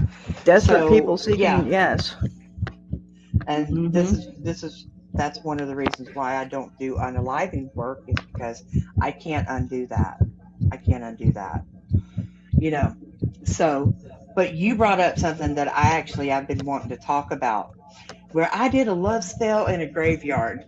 Listen, if you are in a cemetery and you're in a graveyard, if you're not picking and cleaning, leaving offerings, going by the headstones and reading them, don't come at me and tell me you're doing a workings in a cemetery. Mm-hmm. A cemetery is a place of honor. It's a place of honor. It's not a place of go get this and do that, And if you're working with the cemetery and you want to get dirt from specific people's graves, like you're just picking dirt from graves, you better do a lot of fucking research on who that person was before you go for that shit. You better know who that fucking person is. Yep. And like a lot of people, I have in my family cemetery, I won't necessarily go to a particular grave unless it's my grandmother and she's guided me there. But most of the time, I get it in one of the 4 corners, and I'm literally sitting on the ground, digging in the dirt, and I am communing with the spirits inside that cemetery. And I may or may not walk away with cemetery dirt. It just, you have to go with where the spirits guide you, and you'll get a yes or no. You will. Mm-hmm. If you're connected and you're aligned, they're going to tell you, not today, not today. Mm-hmm. Or not here. Be- because every day a cemetery can change because there's people walking in it, there's spirits coming in and out. Listen, just because there's a headstone, there does not mean that that spirit is there at that moment. Mm-hmm. Spirits move. They move within the natural world and the spirit realm. So don't think just because there's a headstone, there's a spirit there, because there's not. Yep. The only thing that is there, what is there, is their body. Their body and Do you the only guardian. get graveyard dirt from one corner? Because I was always taught to get graveyard dirt from the four corners. So then you encompass the energy of the whole cemetery. I said one of the four corners. Yeah. I will. Yeah, I get from all four. I get them all together. Yeah. Yeah. Because another thing too, if you go messing with it, okay, so let's say if you go messing with a headstone around a grave, and particularly an old one, and you start messing with it, you start digging without pulling weeds. If it's a family cemetery, other spirits can come in, and I think a lot of us don't talk about this enough either. Spirits will jack with you. They will mess with you. Mm-hmm. And they will lie. They will lie to you. They will lie to you. Mm-hmm. And our spirits are with us. Our ancestors are with us. But sometimes at that gate, one of the reasons why we ask for permission to go into that cemetery in the first place is because we're also asking permission for our ancestors to come with us. Because sometimes they don't want to go in. Sometimes I've had my ancestors wait at the gate for me, and I'm on my own. So, there's a whole etiquette. So that's part of my class.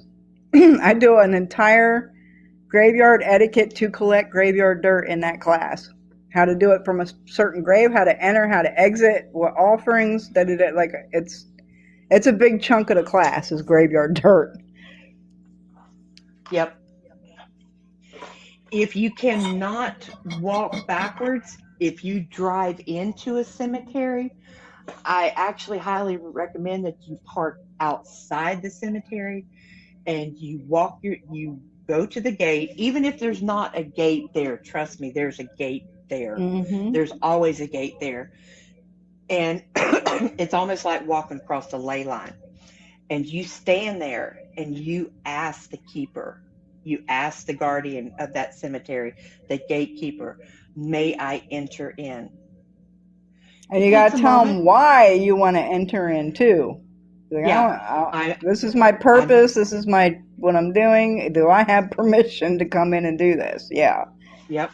And I leave quarters and pennies at the gate, even if it's on the ground. I pay my toll and I walk in and I start reading headstones. I pick weeds. I leave flowers. I leave offerings where I feel drawn to. And when I walk out of that cemetery, I will walk to the gate, and probably about 10 paces before I get to it, I turn around and I walk backwards out of it. And I say my thanks. I give blessings. And it's a time of reverence. Like when I've seen people doing fucking picnics in cemeteries. I know. I know. Yeah. Now. Oh my God. Now see, I do my research. If I'm going to a cemetery to collect a person, not just cemetery dirt, but for a spirit, for a person, I do my research before I even go. Before I even go, I figure out who I'm going after in the cemetery, who I want to make a deal with, and whose dirt I want. before I even step foot or go there. I get all that nailed down and out of the way. So I'm not wasting my time. Because in my traditions, we use people's dirt, spirits' dirt, for all kinds of different stuff. So I was talking earlier in the live, I don't think you were here, about I have the dirt from a man that was the president of a large bank. And I made a deal with him, and we can't work together anymore, because the deal was I visited his grave every 3 months and brought offerings, and he's in Missouri. I can't keep up my end of the bargain anymore. I have dirt from an indigenous lawyer. He was a great lawyer for his tribe and his people, and I have his dirt, and he has never failed me. And all he wants is a little rum and some tobacco. He has never fucking failed. So, and I have dirt from priests. I have dirt from certain people, as we use these dirts for certain things, and this is all part of my class. Giving you a little taste of it here, but yeah, it's good. There's an app called Find a Grave. I don't know if y'all ever heard of this app, but if your thing is to work with spirits and necromancy, work with the dead and collect people and spirits and stuff, you need to have that app, Find a Grave, and that will tell you everything you need to know about the person that you're going after to make a deal with. If you want abundance, go for someone that was a farmer. If you want to be good with money, go for a grave that was a banker or a financier or somebody who was well off without being a shyster or a thief. The cemetery dirt that I have collected from my grandmother's grave has worked very, very well in abundance and prosperity for me, because she was a sharecropper. She was a farmer. Now, I have went to the four corners of that same cemetery and have collected dirt, and I use that in harder and baneful magic, and it's worked really well for me. So, yeah. Because you're going to have good and bad people in in cemeteries. Now, right, and people that go willy-nilly collecting, they don't know, they haven't done the research on that person. They don't know what kind of person that they're digging up or making a deal with. There's actually one kind of dirt that I do not recommend anybody ever collecting. Don't, and I'm asking, I'm pausing here because I'm asking Spirit. The one dirt that you should never collect is off of an indigenous burial mound. I would agree with that. I see the indigenous lawyer that I have was sent to me. I didn't collect it myself. It was collected by another worker who is indigenous herself, and she lived on the reservation, and she already had a pact with this guy to do legal work and stuff for her, and she asked his permission if he would work with me, and he was like, so she sent me some of his dirt. I didn't collect that myself. Yeah, but that was not a burial mound. That was not a burial mound. Yeah, and when Spirit sends you somewhere, you have, follow their direction, So, I imagine you got a shelf full of dirt. I got a couple shelves full of dirt. With different labels, yeah. You're going to like this class. You're going to have a ball with this class. Yeah, this is a goodie. And every time I think I'm done with it, I'm like, okay, this is the class, and I'm done. No, I get told something else, and I got to go back and add that. There's been 4 edits to the class so far. Every time I think I'm done, they're like, what about this one? What about that one? Well, you didn't put this one in there. I gotta go back and fucking add shit. Oh, definitely. Definitely. Mm. When does your class come out? I believe it's August 13th Okay. is the first class, and then the second class is the following Sunday, which I think is the 20th. Yeah. 13th is the dirts class, and the 20th is the water class. Now, I'll be in New Orleans on your first class, but I can still buy it and view it at a later date, right? Yes. If Okay. you are unable to attend the class, a recording will be sent to you. All right. So I'm gonna Well, you buy don't the be in I'm New gonna buy. Orleans. You know I'm only 2 hours from New Orleans. I told you I was going to New Orleans. I'm going to New Orleans for Hex Fest. Oh, that's right. Yeah. That's But right. yes, I will definitely be buying your class, and but the second one, I'll definitely be in that class. So yeah, Cool. Well, if you're I know already because planning on buying a person not attending, then I'll have an extra open spot because I think thank I you. can only have 20 people in a Zoom. I think. I know there's a limit. I think it's 20. Are you using the free version? Yes, ma'am. Yeah, I'm not paying yeah. for Zoom. Yep. And you know that class can only be 43 minutes long, but that's okay. That's okay. Well, I learned a trick. Once they cut the class off, you can just rejoin, like restart it, and get another 40 minutes. Hell yeah. There you go. Yeah. Actually, one of the students taught me that through the last class. Because I was like it was over, it cut me off, and I was getting ready to leave, and boop, she popped back up wanting to join the room, and I was like, wait a minute, and I hit it, and it started a whole nother 40 minutes, and I was like, I didn't know you could fucking do that. You better tell them. You better tell them. Say, hey, No, I it cut better out, not but we're tell good. them, because then I'm going to be sitting there for 3 fucking hours instead of 40 minutes. No. Well, you just told them. Shh, you shush. You shush, woman. Don't tell anybody. I know.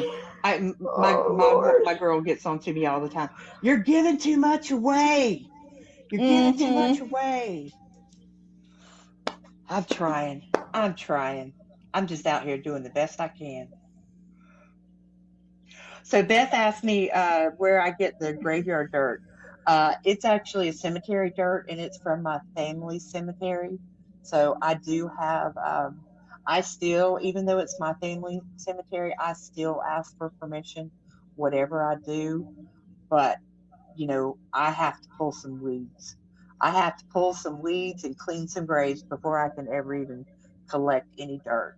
And I am limited on how much I can get at a time. Yeah. Yep.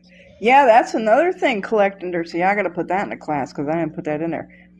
Sometimes you can only collect a little bit Yep. from certain places. Like last summer when I went down to New Orleans, and some of my spirits over here wanted dirt from Congo Square, from a very specific tree. And I was like, okay, and I had to sing a whole fucking song in public for the God. Thank God there wasn't a whole lot of people around me. I had to sing a song for the tree and everything, and I was only allowed to take 4 little spoonfuls of dirt from that spot. I couldn't Yep. take a bag, or like 4 spoonfuls was all I was allowed to bring back. Yep. And you can't be leaving no gaping holes. If you disturb the ground, you've got to smooth it back out like you've never been there. You gotta fill Nobody. the hole. You gotta make the Yep. hole whole. Yep. Yep. I think it's fun on this subject. In the traditions, when you get initiated and stuff, everybody's given some taboos, which are for your own good. Things that are gonna do you harm on your path, or so. And the taboos can get fucking wacky. But there is one taboo that I've seen a couple people get, and it's that they're not allowed to dig holes. Nope. In their whole life, they're never allowed to dig another hole. If they need to dig a hole, somebody else got to dig the hole for them. They're not allowed to dig holes. That must be an Appalachian superstition. No, that's a tradition taboo in the ATRs. Okay. There's a million taboos, believe me, and that's one that I have seen a couple people come up with when they get crowned or initiated or whatnot. They're never allowed to dig another hole in their life. What's the purpose? It's something about digging your grave, or if you dig a hole. Like, it's either, there's pieces of it, because there's different patakis for the same thing. So, like, one piece is like you're digging your own grave if you dig a hole. One piece is if you dig a hole, it's a pitfall for you. Like, you're going to fall in a hole if you dig a hole. There's all kinds of, there's people that aren't allowed to jump fences. There's all kinds of certain foods that you can't eat. I know one priest that's never allowed to have leftovers. She can never have leftover food ever. Every food she has to eat has to be freshly cooked that day. She can never reheat food and eat leftovers her entire life. Oh, wow. I'd be bummed out on that one. I know, it sucks. And that one has something to do with poisoning. And she actually told me that one time she did eat leftovers, and she actually got really fucking sick from it. She never did it again. But the taboos are given to us that are things that are going to protect us. Even if it doesn't seem like it, it's going to protect us from stuff. Like, I could go through some time. I'm never allowed to fuck with pumpkin. I can't carve a pumpkin. I can't cut a pumpkin. I can't eat pumpkin. I can't have nothing to do with no pumpkin. Oh, my goodness. Now, that would make me sad because a pumpkin is, oh, man. I know. Is that bird? And what's funny, I can offer a pumpkin, but I can't cut a pumpkin. I'm not allowed to cut it. But I can offer it whole. If I need to do offerings in something that is in a gourd, which we often have to do, I have to use like an acorn squash or something like that. Like, I can't cut a pumpkin. Not allowed. Huh. Well, some of us, you can't eat crab anymore. I know a lot of people got crab taboo. Can't eat no crab your whole life. Never again, no crab. Do you hear the birds? I do. Morning's coming. It is. You know why there's a crab taboo? Why? I'll tell you a fun story. Well, number one, because crabs walk sideways and we walk straight. So we can't eat crab because it'll throw us off track, number one. Number two, there is a story about... So when God was making creations, right, he made the forest, and there was all kinds of critters in the forest, and crab was one of the critters in the forest, and there was monkeys and blah, blah, blah, all the critters in the forest. And he put a drum, God put a drum in the forest and told everybody to never touch the drum, that it was only for a certain thing, right? Nobody was ever allowed to touch the drum. Crab played the drum and caused like this big fucking catastrophe to happen. So that's another little story of why some people can't eat crab in the traditions. That's a new one because I'm in traditional witchcraft, and so that doesn't. Well, I'm talking about ATR. These are ATR traditions. Yeah. Oh, they're a completely different fucking animal. Completely different animal. Which is why we always say it's definitely not for everybody. Well, definitely not. A question regarding ATRs, and if you don't or can't answer it, that's okay. Why is it in ATRs that a lot of initiates and a lot of people cannot do baneful workings? I've never actually heard of that. I know a lot of people in ATRs that do a lot of baneful shit. I don't Okay, know where so you heard that from. I've heard it from several different people. I'm not in an ATR. I'm just on the outside. So yeah, I've heard a lot of people say that you're not supposed to or you can't do baneful workings. Um, I'll say I heard it about with someone that's Eva. You can't do baneful workings. So I get to there, learn something new. That might be something for specifically a Babalawo. I think they're not allowed to do baneful workings, but that doesn't mean everybody else can't do it. Yeah, okay. And you can do baneful workings. You just choose to take a different route. I don't have to. Well, that's a That's different my route. That's a point. good route. That's a good route.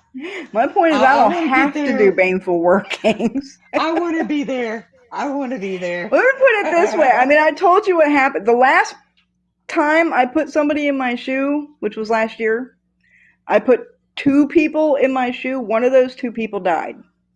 Mm. All I did was put Mm-mm-mm. him in my shoe. I don't have to Mm-mm-mm. do baneful working. Spirit got it. Did I ever tell you? Did you ever see the video on my TikTok or my YouTube? Is way fucking down there about the very first work I ever did when I was 9 years old. Did you ever watch that No, video? ma'am. Tell me the story.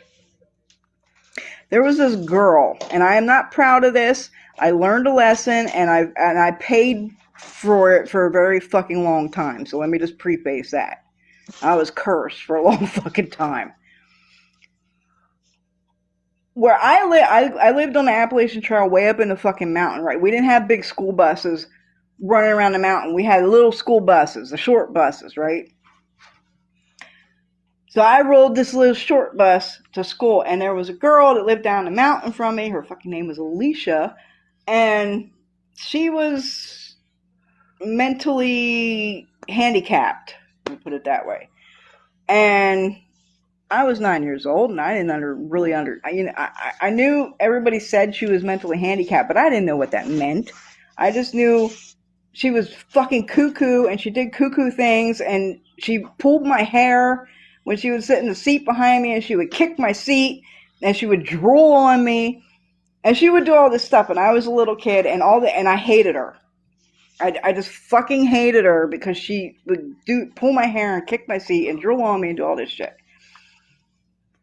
One day she fell asleep in the bus seat behind me, and now don't ask me how I knew to do any of this or what I did, because I don't know how the fuck I knew to do it.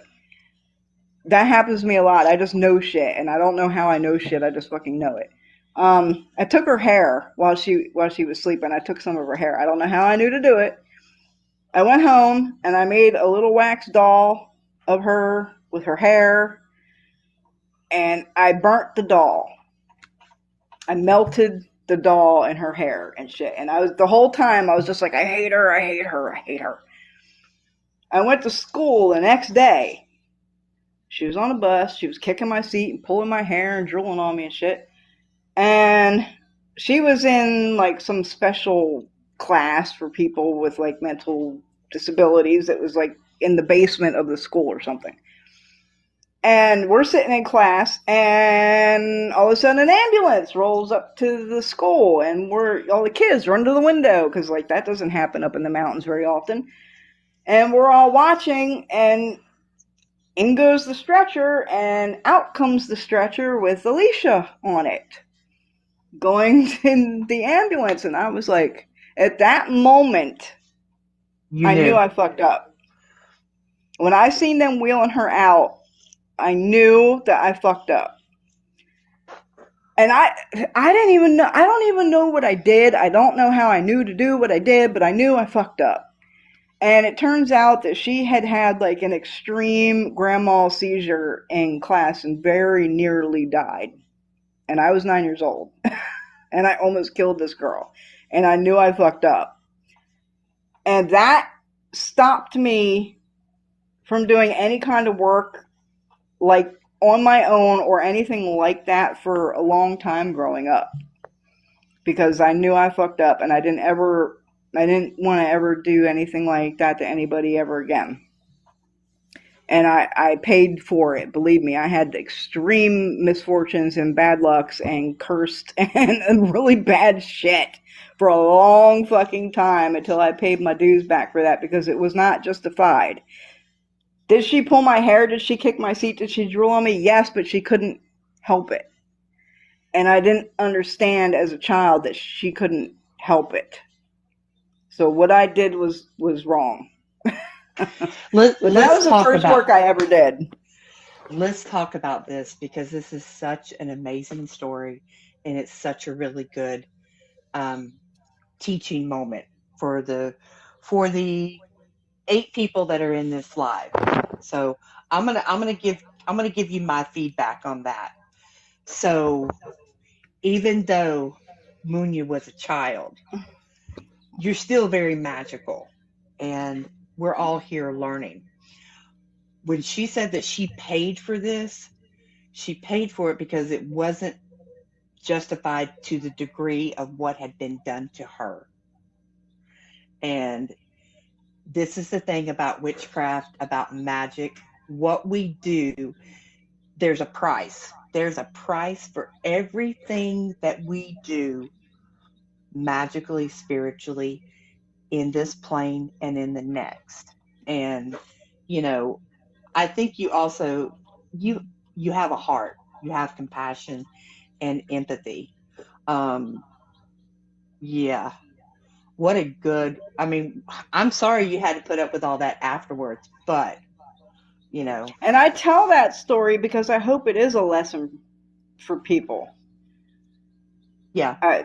That's that. I'm not proud of it. I'm really ashamed of it. And, it was a horrible thing that I did to that girl.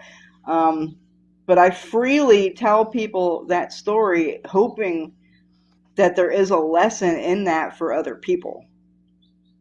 Yeah. And people don't. A lot of people on this app sidestep. I'm of the school where everybody has spirits. Everybody has ancestors. Everybody has spirits. Everybody has a spiritual core. Everybody has spirit guides, whether they know it or not. Every person has these things. Can they work with those spirits and maybe manipulate and manifest some things? Absolutely. Does that make them a witch? No. In my book, I'm going to say no. No. Because, as you said, I was 9 years old and how young I was and how magical and how things popped off.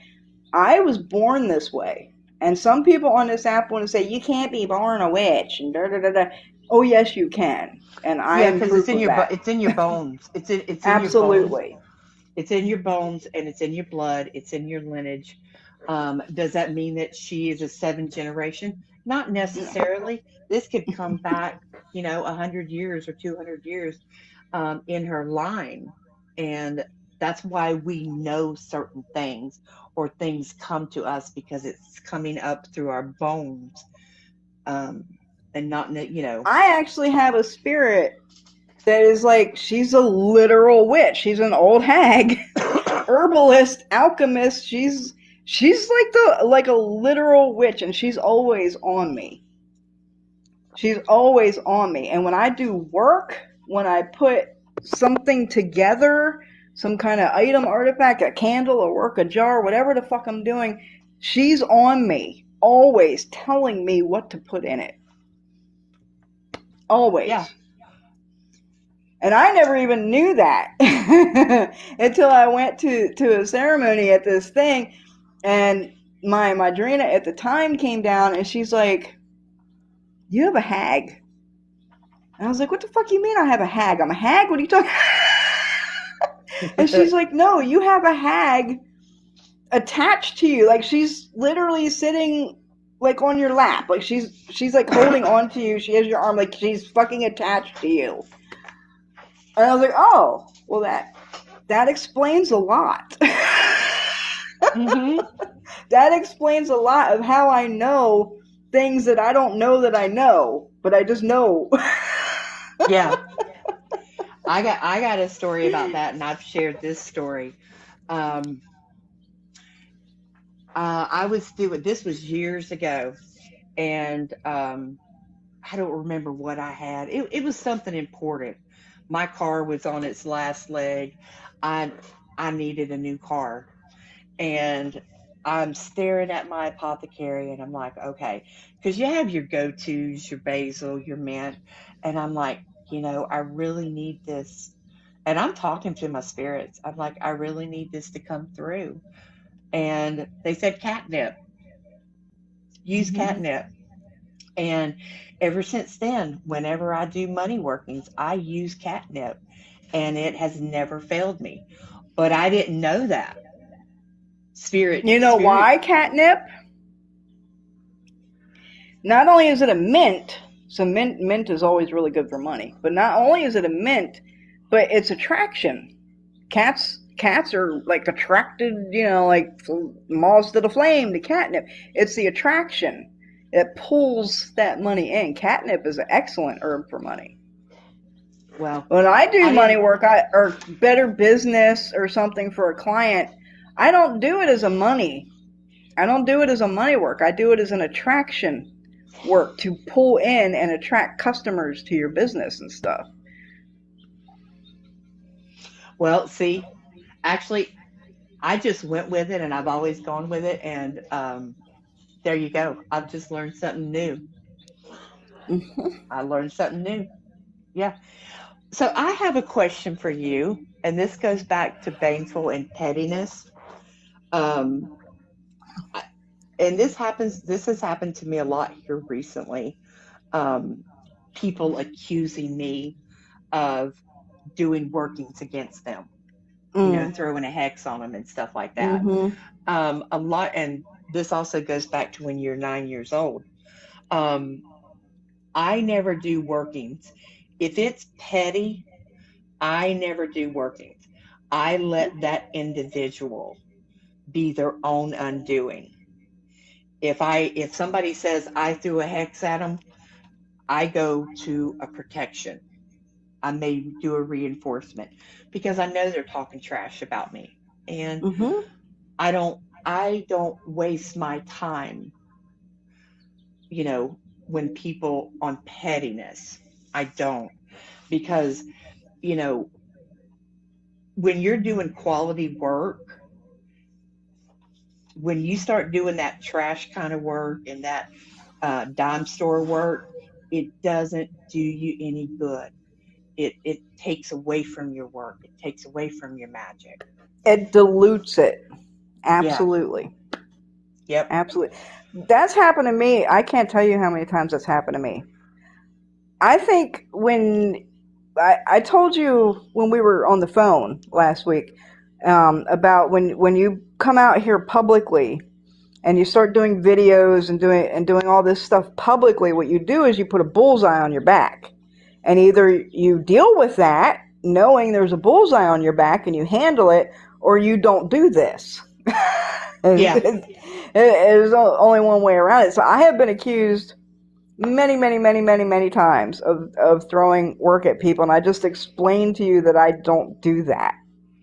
Hmm. Extremely rare occasions would I do work on. I've even had people I don't even fucking know come in my inbox. Never heard of them, never seen them. I don't know who the fuck they are. Be like, why would you do this to me? Why are you doing this? I don't deserve this. And I'm like, who the fuck are you? I don't Hmm. even know who you are. Yep. Like, Yes.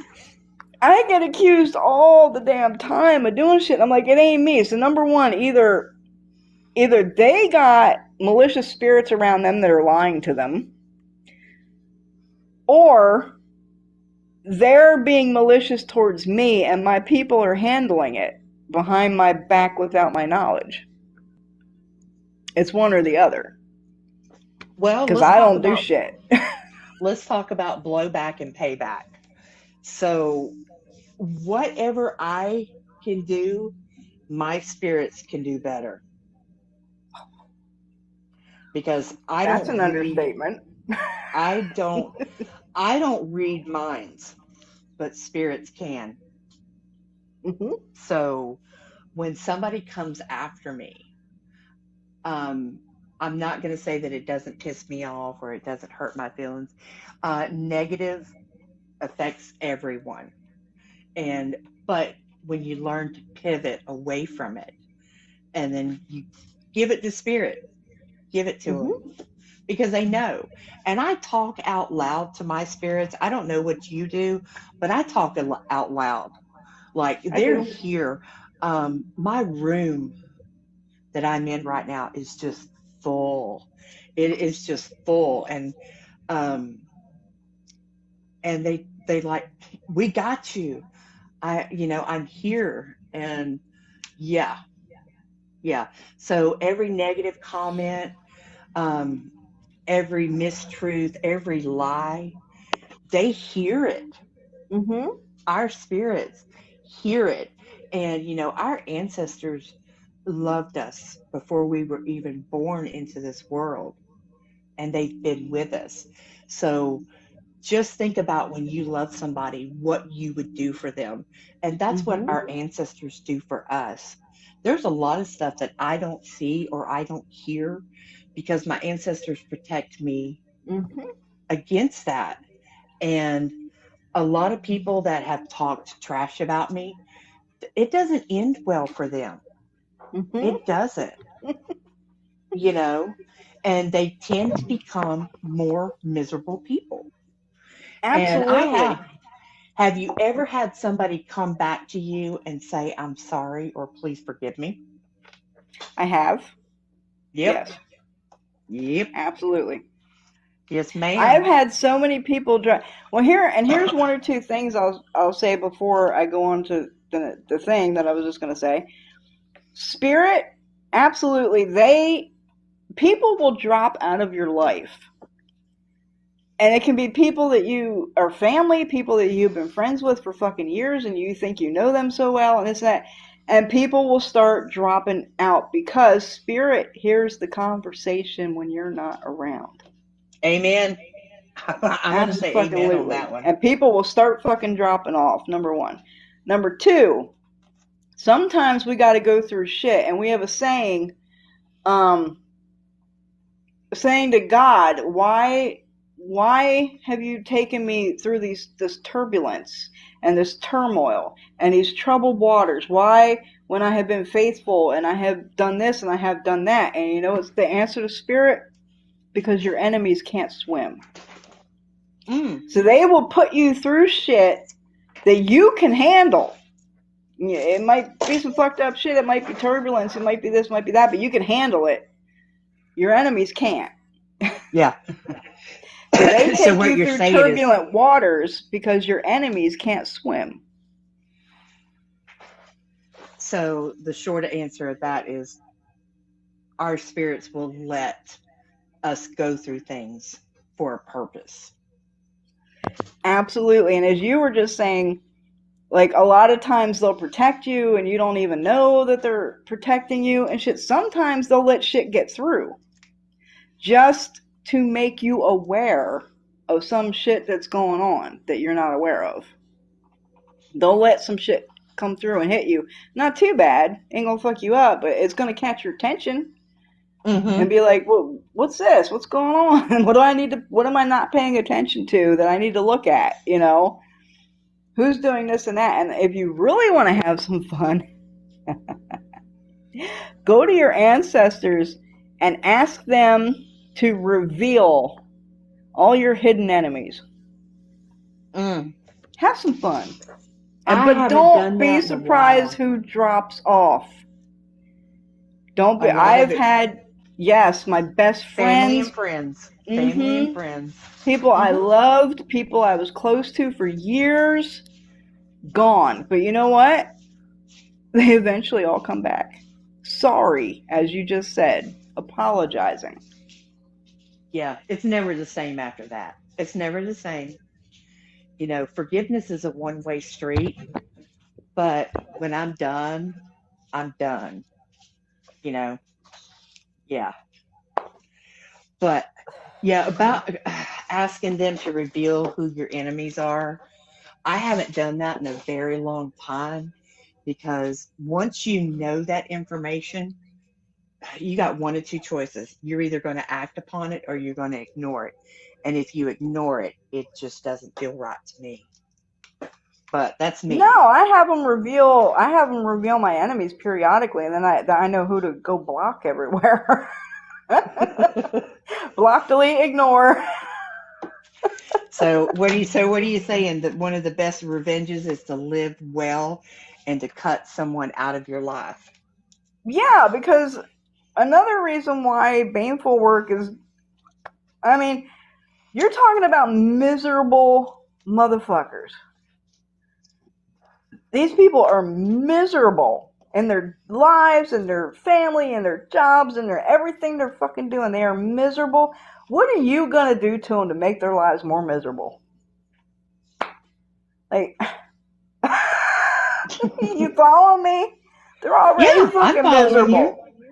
They're already miserable as a motherfucker. What you gonna do to make them more miserable? And I'm gonna say this, and this is not ego. And I'm saying this from a place of sincerity. People that have dropped out of my life don't go on to be successful, happy, healthy, productive people. Mm-hmm. A Why lot is of them that? vanish. It's it, they exist, they don't thrive, and it has nothing to do with what I've done. It is Mm-hmm. all about them What they've and done. what they've done and the stuff that they have to work out. So I tell people this all the time. Don't lie on a witch. Don't lie to a Mm-mm. witch and don't lie on her. Because before that lie leaves your mouth, you are already setting things in motion that things are going to be taken away from you that mean the most. Whether it's your money, your popularity, your love, your security, you're doing it to yourself. You're doing That. it to yourself. So much that. And with when like I said, what happens when I do baneful work, a lot of times what hurts people the most is taking out the people they love all Mm-hmm. around them. Somebody sent death to me a couple years ago. Literally, like, buried me in a fucking graveyard, tried to kill my ass, which I didn't know at the time, by the way. And all I did was reverse it. I knew they sent me some shit. I was like, just send it back. Like, they threw the baseball, and I caught it, and I threw the baseball back. Mm-hmm. That's the thing about witchcraft. So someone throws you a baseball, and they're a bad pitcher. You catch the baseball, okay? You take the same baseball and you throw it back at them. You're a better pitcher, and it breaks their fucking face. Yeah. Yep. Yep. That's the fucking thing. So this person sent death at me, buried my ass in a graveyard, sent death. I threw the baseball back. Their mom dies. Yeah. That's I call that counter magic. Counter, counter magic. And that is like on the same lines as defensive magic. Counter magic, ooh, that's a good one. That is a good one. And um, yeah, that's a class you should do. Yeah, I was But looking. I mean, it's not my fault that I'm a better pitcher than you are. It's not my fault that your baseball broke your face when I threw it back because I could throw it better than you. mhm. But Tell me that's if how I'm I wrong found here. out he sent death at me and buried me because his mom died. So when his mom died, I knew what he had sent at me and what I threw back. Mm-hmm. Yeah. Yeah, a lot of people have the misconception that if you see a witch's workings, um, you can reverse it. Well, you can have a good idea about what they're doing and what they're using, but you're not going to know everything. So this is where counter magic comes into play, whether it's a bounce back, um, a reversal. You can put your protections and your wards in place. You can make a ward to protect your home, and if anything is thrown, if a magical attack is thrown your way, that ward's job is to throw that working back at them. One word: mirrors. Yep. Not mirror Mirrors. boxes, a mirror. No, mirrors. In your windows, all four directions. Yep. Fixed with the purpose of reflecting back anything that's fucking sent at you at your house. Yep. And that's how she eventually found out that that is what happened. That somebody put her in a box to unalive her, and that workings went back to them. And it hit a family member of theirs. Yep. And let me tell you, when that happens, Spirit's going to let you know that information is going to come to you. Mm-hmm. And it comes to you for a purpose of knowledge and knowing, and like, okay, I'm on track. I've done this right. Yeah. Yep. And that's the Information. part where spirit's idea of justice, universe's idea of balance and justice often does not align with our idea of balance and justice, because in my head, when someone throws something like that and I throw it back and their mom dies, I'm going, she was innocent. Why did she die? Because she was innocent. Like she didn't do anything. She doesn't know who I am. It's because either it's because that is what will hurt the target the most. So it would hurt them more to lose their mother than if they got hit directly and died themselves. Well, yeah, if they pass, it's done and over with. That's not suffering. Right. That's not, yeah, Exactly. Suffering. Yes. yeah. Yes. That's exactly it. And if you're out here doing your own thing, and you're doing things for the land, for the people that you love and that are in your life, you don't have time to be messing with other people. You Oh, don't. absolutely. You don't. I don't have time to be willy nilly throwing hexes at people on TikTok. Mm-mm. Says the spirit of no. I barely have No. time to do lives. I don't do shit like that. You know what? This live was meant to be. We have talked about a lot of things. We have covered a lot of things. I hope people were taking notes. I really do, I'm because going this to. was some good. It will be uploaded to YouTube because Yeah. a tier had asked me that. Yes, it will. It will be uploaded to YouTube. I'm sad that we don't have more people on here because yes, this has been. We have covered a lot of ground. Well, And I think the phew. people that were supposed to see it, the things they were supposed to hear, because there was a couple of times I was going to say some things, and then I'm like, nope, because I get this itch on my shoulder of when not to say something, or my ears will start ringing. Don't say that. Mm-hmm. Don't say that. That's why I pause a lot. I know you do that a Yep. lot too. I can see Yep. you looking, like when you look off in the corner, you're like, okay, okay, I'm not going to say that, um, because it's either not the time, the place, or you know, it's better left unsaid. Exactly, and that's why I always say that people who need to find people like us will find us. The people who are meant to find us and need us will find us. Like I was talking earlier about the love work and this and that. I get people every once in a while. Oh, can you do a love spell for me? Blah blah blah. But 95% of the clients that come to me are having serious issues, like life death issues, like serious major issues, and they find me, and like I don't have simple clients. No.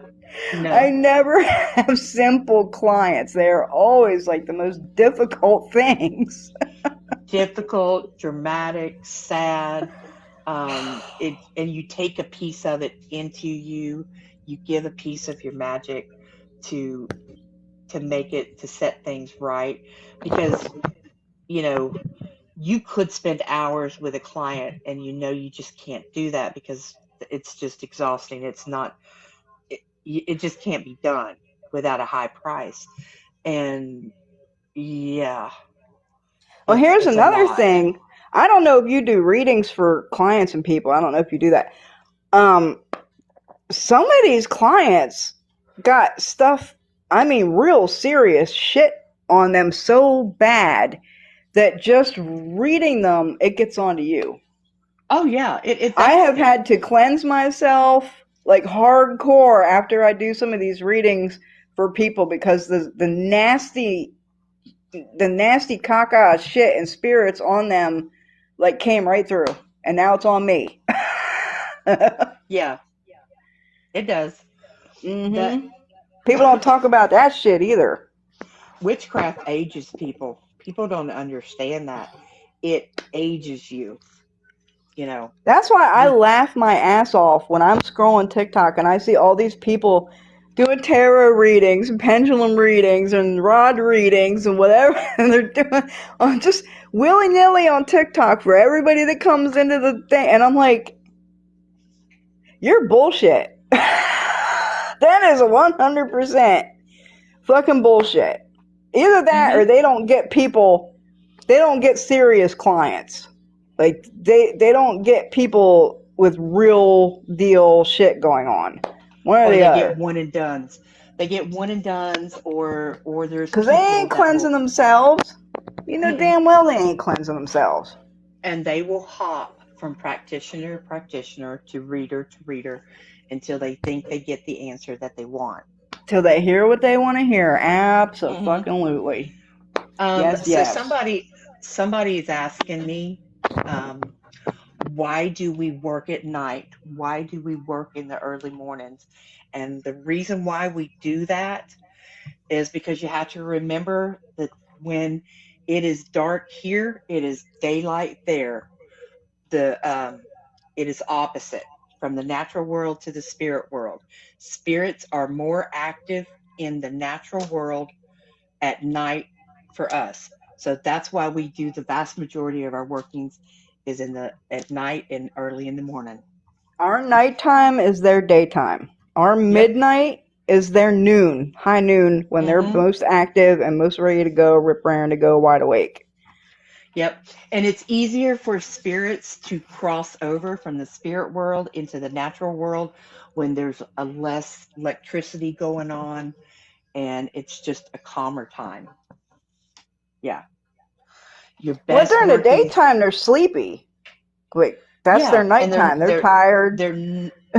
That's why when you go to your ancestor altar early in the morning and you light those candles and you make sure those water glasses are full and you're talking to them, that is when they are active.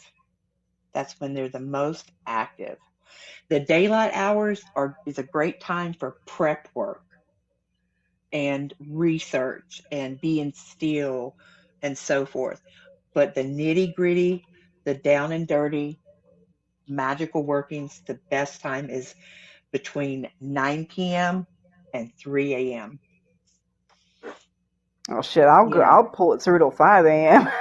I pulled some all fucking nighters, man, doing shit. You know what? I sun comes up. I work till the sun comes up. I had my road openers. I had everything set out, and I hopped on TikTok and I saw you were live and I went straight to it. But I think this was serendipity. I think this live was supposed to happen, whether it was our spirits communing, you know, because I like lining up with people. Our paths are completely different, but there's such a mutual. I have so much respect for you. I've been watching you for years now, way before TikTok, you know. So I think this live was supposed to happen this morning. Well, I am humbled by your appreciation and respect, but I always say it ain't me. I am just a messenger for spirit. That's it. I ain't nothing special, nothing to be looked up to, nothing. I ain't nothing. I ain't nobody. I am a messenger. That's all I am. You just don't take a compliment. Take the compliment, damn it. Just take the compliment. Shut your biscuit. That's all we are, though, and I talk about ego. I've been talking about ego for years and all the time. I don't understand how people that claim to be spiritual workers out here have an ego, because it ain't you. It's your spirits. It's your ancestors. It's your guides. It's not you, because without them, you ain't fucking shit. You ain't doing nothing. It ain't you. It ain't you getting the messages, plucking them out of the fucking sky. It's spirit delivering the messages. You're a messenger.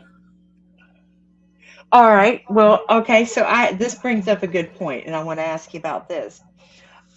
And don't get me wrong, I love and honor the gods and the goddesses, but the ones that I really honor are my ancestors and my spirits. That's the ones that are beside me, that are always with me. There's nothing wrong with honoring Persephone, Hecate. There's absolutely nothing wrong with that. But I'm going to tell you, it's my grandma. It's my grandma Lucy. It's my people down the line that have always been there for me in my darkest hours, in my times when I was just heartbroken. They were the ones that were there for me. Some of the very best magical workings that I've ever done for other people is when I had my spirits with me, my cat getting all up in my shit, and it was just the best time. Yes, your animals will come to you when you're doing magical workings, whether they're at your feet, if it's a dog laying at your feet, or a cat walking through your shit. Let them walk through that. Do not grab them off your altar. Do not grab them and off let your them drink out of workspace. your glasses on your tables too. Let them drink that water. Just keep them healthy. Yep. Don't take your animals away from your magical workings, because they're there to lend. Even if they knock something off and break it, that shit wasn't supposed to fucking be on there. Yep. If they look at your water and they don't drink it, and then they look at you like, bitch, you need to replace that water. Do it, because they're letting you know that some funkies are coming your way. Absolutely. That's what the water is there as an offering, but the water is also there to let you know what's going on. That's why we put water. Always pay attention to that water. Whether it gets cloudy, whether it's dissipating too much. Now, I will say I choose to use bottled water. So do I. Because the tap water, it'll leave calcium rings and things like that. No. Get some good water, distilled or whatever. Now, some people will disagree with that. Some people will say the tap water and the earth water, it's got minerals and it's got all this shit in it. Like, bottled water don't have it. Girl, the water quality in Mississippi is fucking horrible. And when I first got down here and I set up, you know, a spiritual space and this and that, and I put a glass of water down from the tap. Within 2 days, mold and black stuff and all this shit had grown in that glass of water. It's like, nope. Yeah. I am not giving that to my people. No. I live in Florida, and Florida has bad water. We have too many people. We just have bad water. And the rule of thumb is whatever you put out, whether food or water, do not put out something that you would not consume yourself. Yeah, I'm the one that told you that in my class. Yes, ma'am. Yes, ma'am, you did. And another thing, if you put out a piece of pound cake, okay, and it's been 4 days later, you dispose of that. Don't leave a piece of pound cake out for 14 days. No, no, no. Mm-mm. If you're not eating it, I leave shit out until it looks like it's unedible, that I would no longer eat it. Now, I'm going to tell you something. My people were different with offerings. When they like something, they preserve it because they want to keep it because they like it. I swear to Christ, I had Christmas cookies that I baked with my grandma's recipe on my ancestors' table up till last month. Last month, they started kind of just dissipating into dust. But up until that point, they looked like I just put them there the day before. I believe it. I believe it. There was no mold. There was nothing. I can put oranges on my people, and they will sit there for a fucking year and be fresh. Wow. I can put bananas. I swear to God, I gave some bananas to my man back here. Girl, them bananas sat there for fucking 3 weeks and didn't turn fucking brown. Wow. That's spirit. And I'll tell you what, I've tested it. My people preserve things. I can buy a bunch of bananas for somebody, and I'll take 1 banana, 2 banana for myself. And I'll put my bananas out there in the kitchen. And I'll give the rest of the bananas as an offering. Them bananas I offered, they'll stay good for weeks, while the ones I took for myself will go bad in 3 days. I've tested the shit. Mine likes apples and oranges and juicy fruit gum, double mint gum. So like when I put the gum out, I just leave it in the little paper package and just put it there. Vicky B said, my cats will eat it. Well, let them eat it. Yeah, let them eat the offering. Yeah. Believe me, if your spirits didn't want your animals up there, or they didn't want your animals to share their offerings, they would not be doing it. Your spirits would keep the animals out of their area if they didn't want them there, and they didn't want them sharing in their stuff. So let them do it. Yeah. They like it.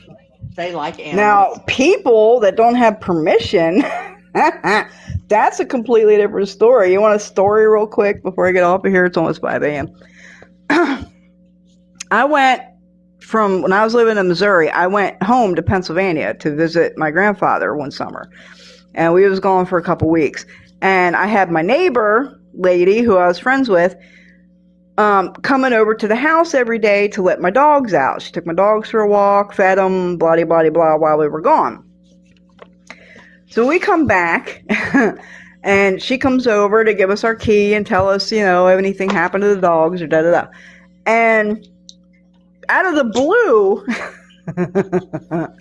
she turns around and points to the bowl that is an offering bowl on one of what is an obvious altar, but apparently it kind of went over her head. She just turned around and she was like, oh, by the way, I ate some of the candy in the bowl. And she pointed to the bowl. And I looked at her and I looked at my husband, and we both looked at each other and we didn't say anything. And I was like, oh, you did? Okay. And she was like, Yeah, and you know what's weird? I wound up getting really sick that night, and I had to go to the hospital, and they didn't find nothing wrong with me. And me and my husband, we just looked at each other, and we were like, oh, Mess around and find out. Mess around and She find did out. not have permission to take his motherfucking candy. Oh no, she didn't. He stuck her Mm-mm. ass in the. And what's really funny is I don't know why she told us. Like why would you even tell us that you ate candy? And she didn't correlate the two. She didn't correlate that she ate the candy and wound up in the hospital. Like she didn't even put those two together. Was she a magical person? No. Okay, then that No. explains it. Yeah. No. Did you tell her? Did you tell her No. why? Yeah, I get it. No. Oh, that me and my husband just looked at each other side eye and waited till she left, and we were like, "Oh, no, she did it! Damn! Done messed up. Don't you touch his fucking candy." I don't know why I got butterscotch. Was it? I wonder if it was butterscotch. I was saying, my grandma loves the butterscotch. Oh, See that? And Werther's Originals. Oh my god! that is pretty good. That's some good Give stuff. your grandma some Werther's Originals. She'll fucking love you to death. All right. Well, it's almost 6 a.m. my time. It's 5 a.m. my time. Yep. Is it bedtime for you yet? Just about a half hour. Probably the sun be coming up here. That's what I'm gonna. My insomnia will calm down. Oh yeah, and I swear to God, it's not hot flashes. I believe you. Been there, done that. I haven't had hot flashes in like a year almost. So. Well, thank you so much for letting me come into your live and share your space with you. This has been good. I thoroughly enjoyed this. This was an amazing conversation, and I think you're one of the ethical people out here, which is really hard to come by. Really hard to come by. So that's awesome. You're genuinely trying to do good and right things for people in the community in general and everything, and that is commendable. But I will always say that the road to hell is paved with good intentions. Mm-hmm. Oh, I feel like it's coming. It's about to come to an end. I do. But that, spirits will lead me where I need to go. And I feel it's about to come to an end. And there's nothing I can do about that. Are you going to You put out know. another book? I say I am, but I'm really, really going to take it and give it to spirit to see if this is what I'm supposed to do, you know? So we'll see. I'm not going to say yes and I'm not going to say no now because I don't have the green light from them. You know, we can say we're Someday going I to do want to pick shit. your brain because you've been through the process, you have the experience. Pick your brain about publishing a book on Amazon because Hmm. I've been looking at it, like tossing the idea around, but I don't like some of the things that I'm seeing, and I've heard some other things, and da da da. So one of these days, I'm going to pick your brain about it since you've been through the process. Let me tell you, it's going to cost you. Um, the reason why I went to Amazon is because there's no upfront money. It doesn't cost you anything. But whether you self-publish, you go to a small publisher, or you go to Llewellyn, listen, there's nothing free. They're going to get their money on the back end. You know, do you get can you're not going to get rich off of it. I'll tell you that right Right. now. No matter what route you go, it just puts your name and it puts your work out there, and if it's spirit driven, you'll do fine. You'll do fine. So, but yeah, you got my number. You call me. Mhm. I'll Yeah, tell you one the of these pros and days. cons. Probably after I get through doing the class because that's where all my focus is currently.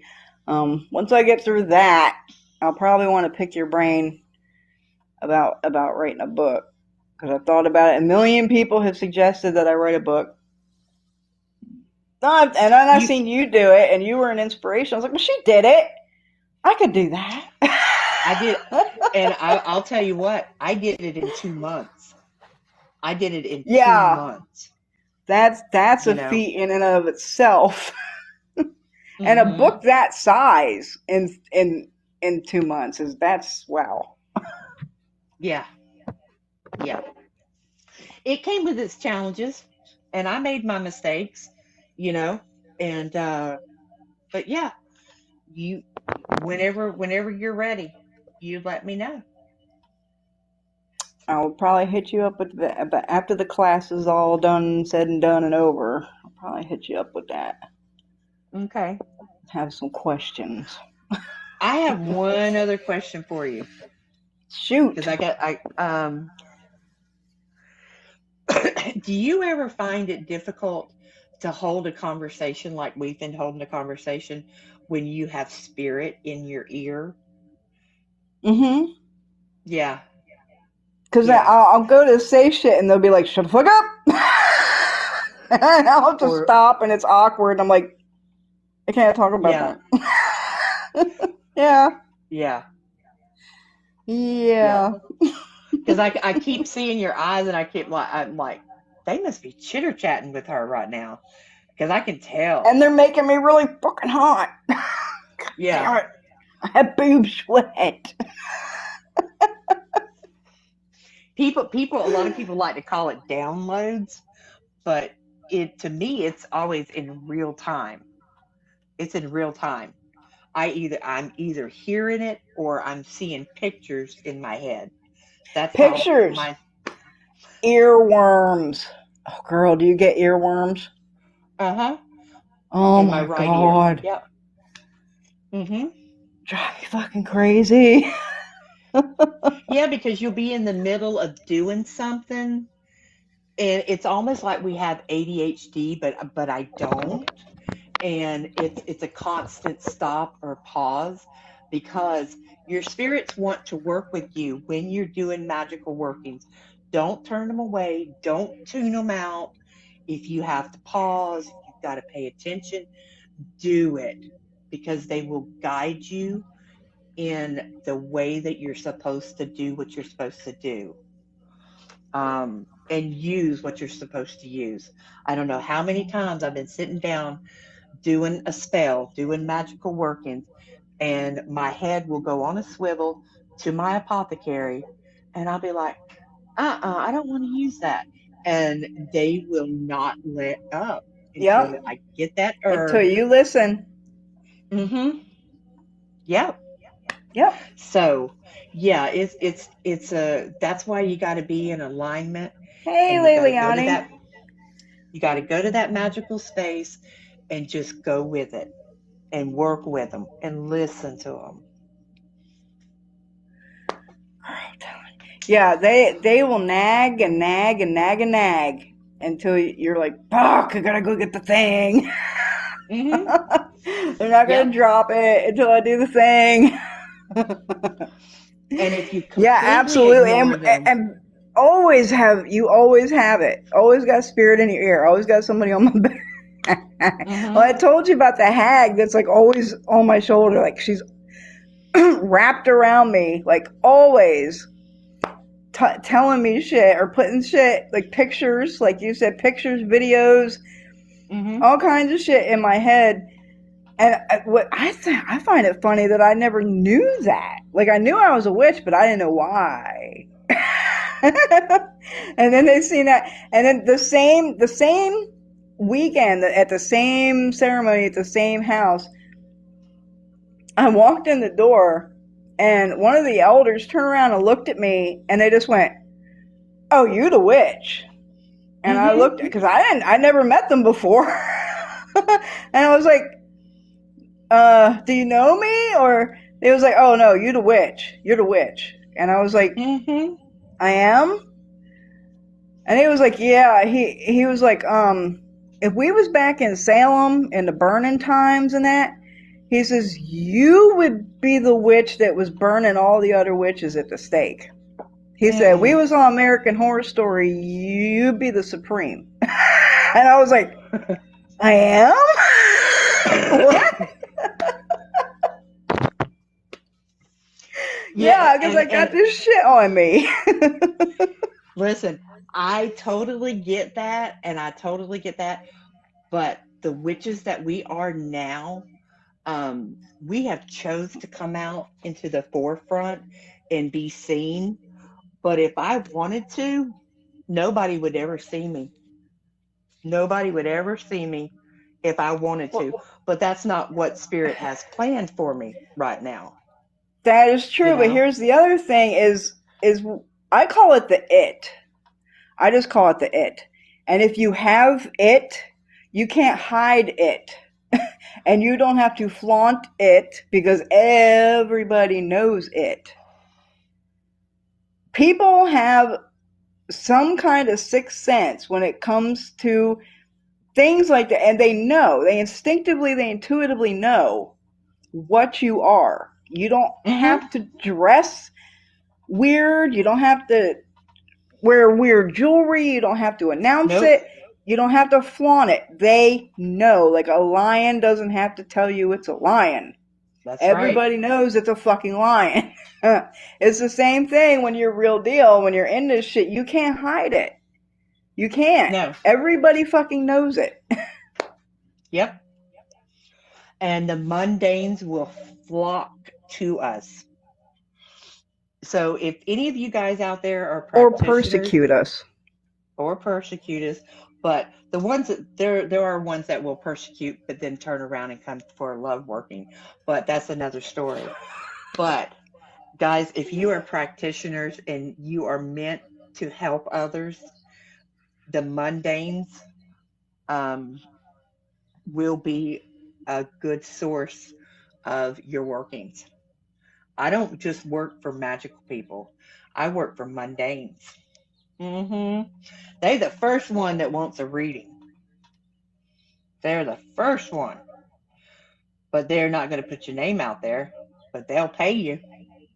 They Absolutely. Sure will. I've had mundane people come to me, and when I go to read them, my spirits are like, she's a witch.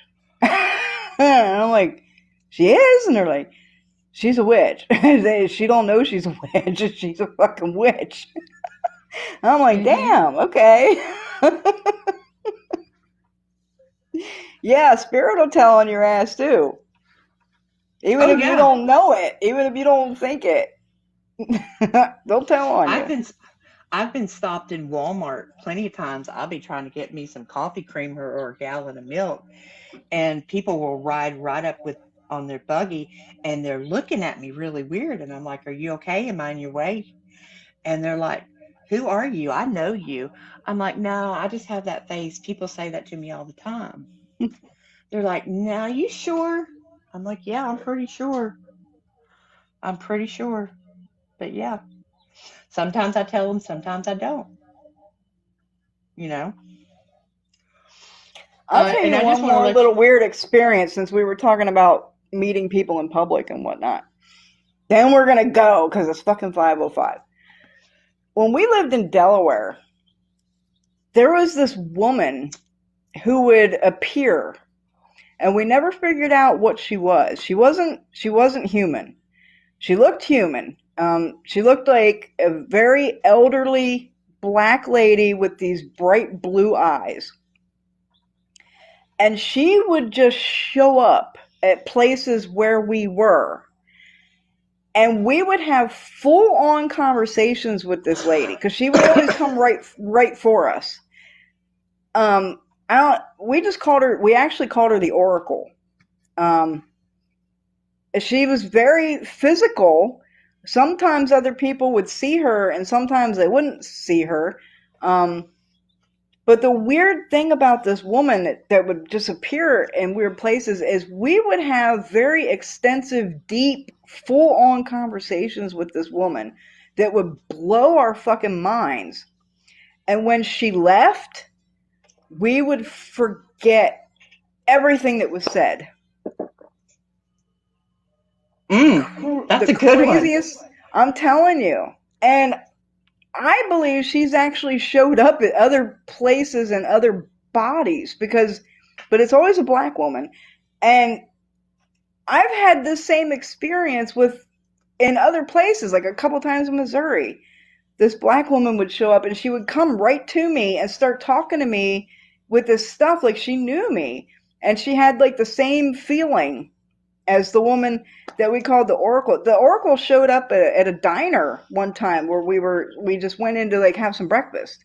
And she walked in the door, looked at us, and I think that was the first time we met her actually. And she just walked right up to our table and sat down and just started talking to us. And we can never remember what the fuck she talked to us about. But I know during the conversation, we're just like, wow, like it's a mind-blowing conversation that we have with this woman, and we can never remember it after. We remember encountering her and talking to her, but we don't remember anything that was said. It's almost like a possession. It's so fucking weird. Is it a possession or is she communicating with your spirits? I don't know, because sometimes people would see her and sometimes people wouldn't see her. Like when she came into the diner when we were there, I think the waitress offered her coffee. Like she saw her, but then she never brought her coffee.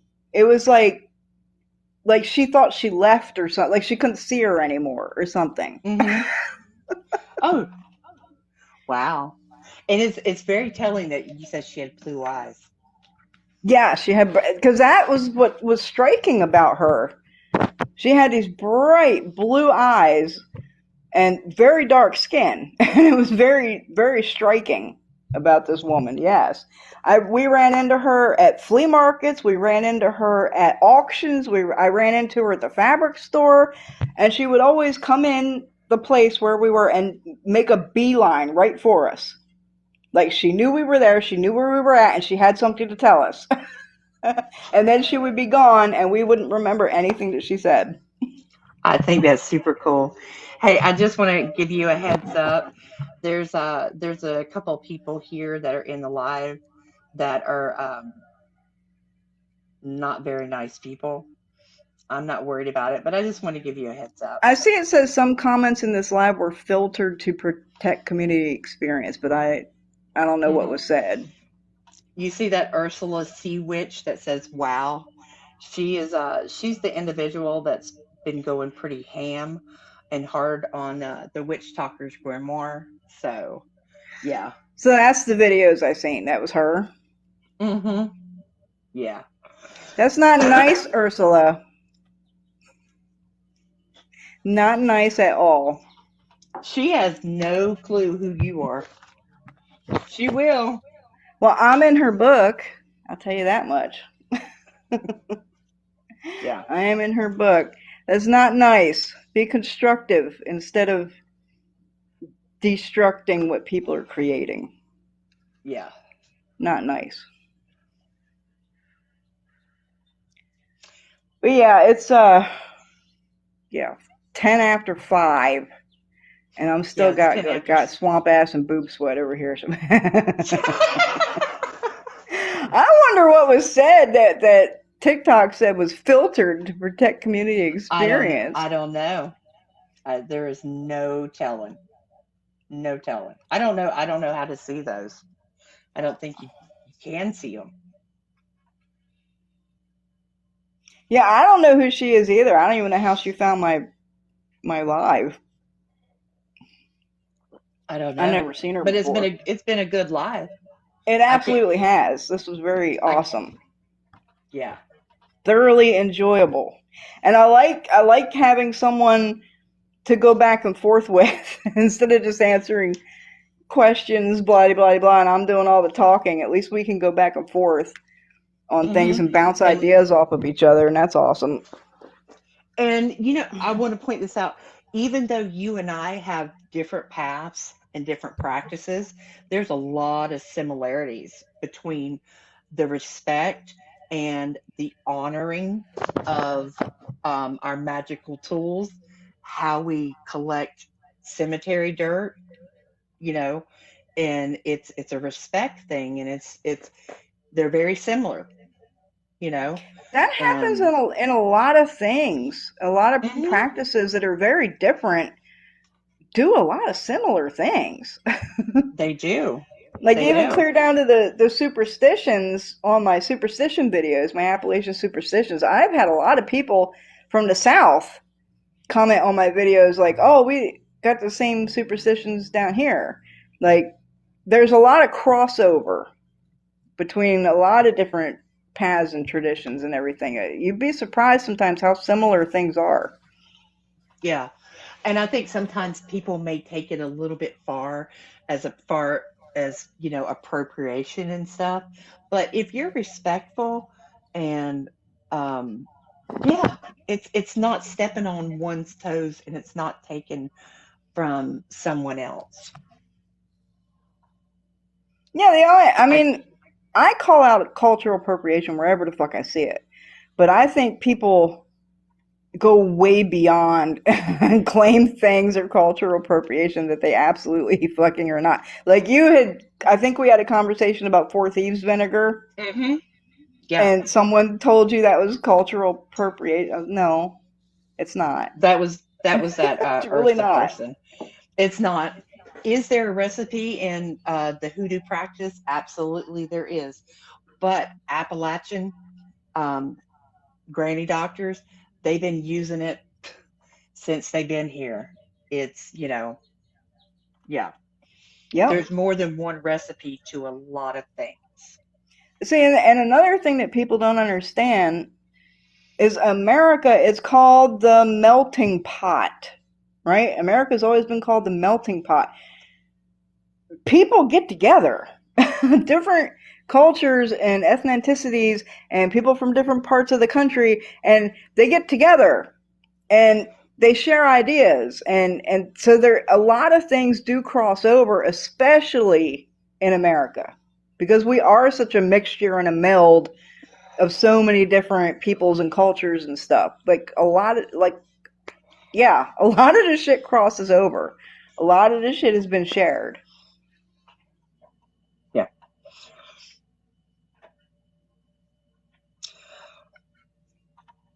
I know, right?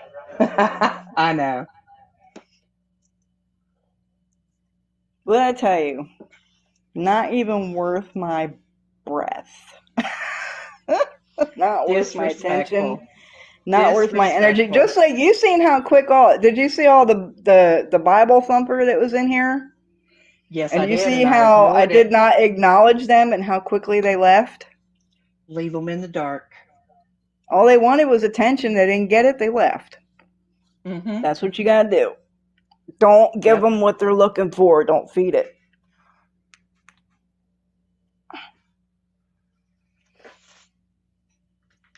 Okay, my dear. Well, this was a thoroughly enjoyable conversation.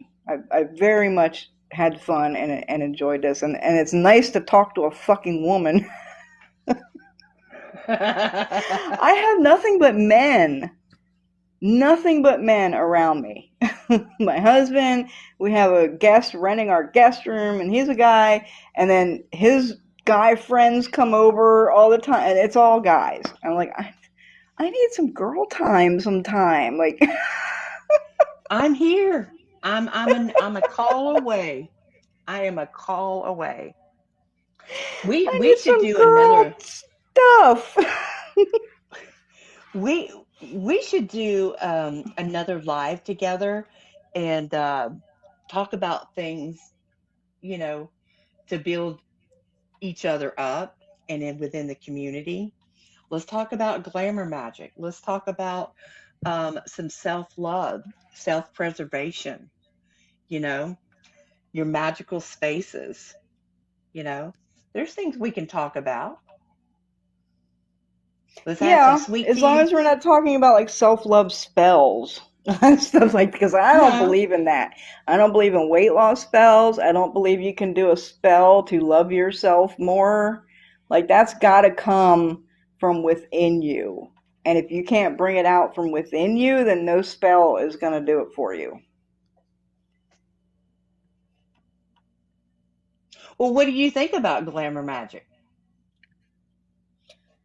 I mean, glamour I don't. magic is one thing. I'm talking about self love spells and stuff. No, I don't think anything like that would even work. And I'm also, I and a don't. lot of people would disagree with this, I am a big proponent. I don't like affirmations.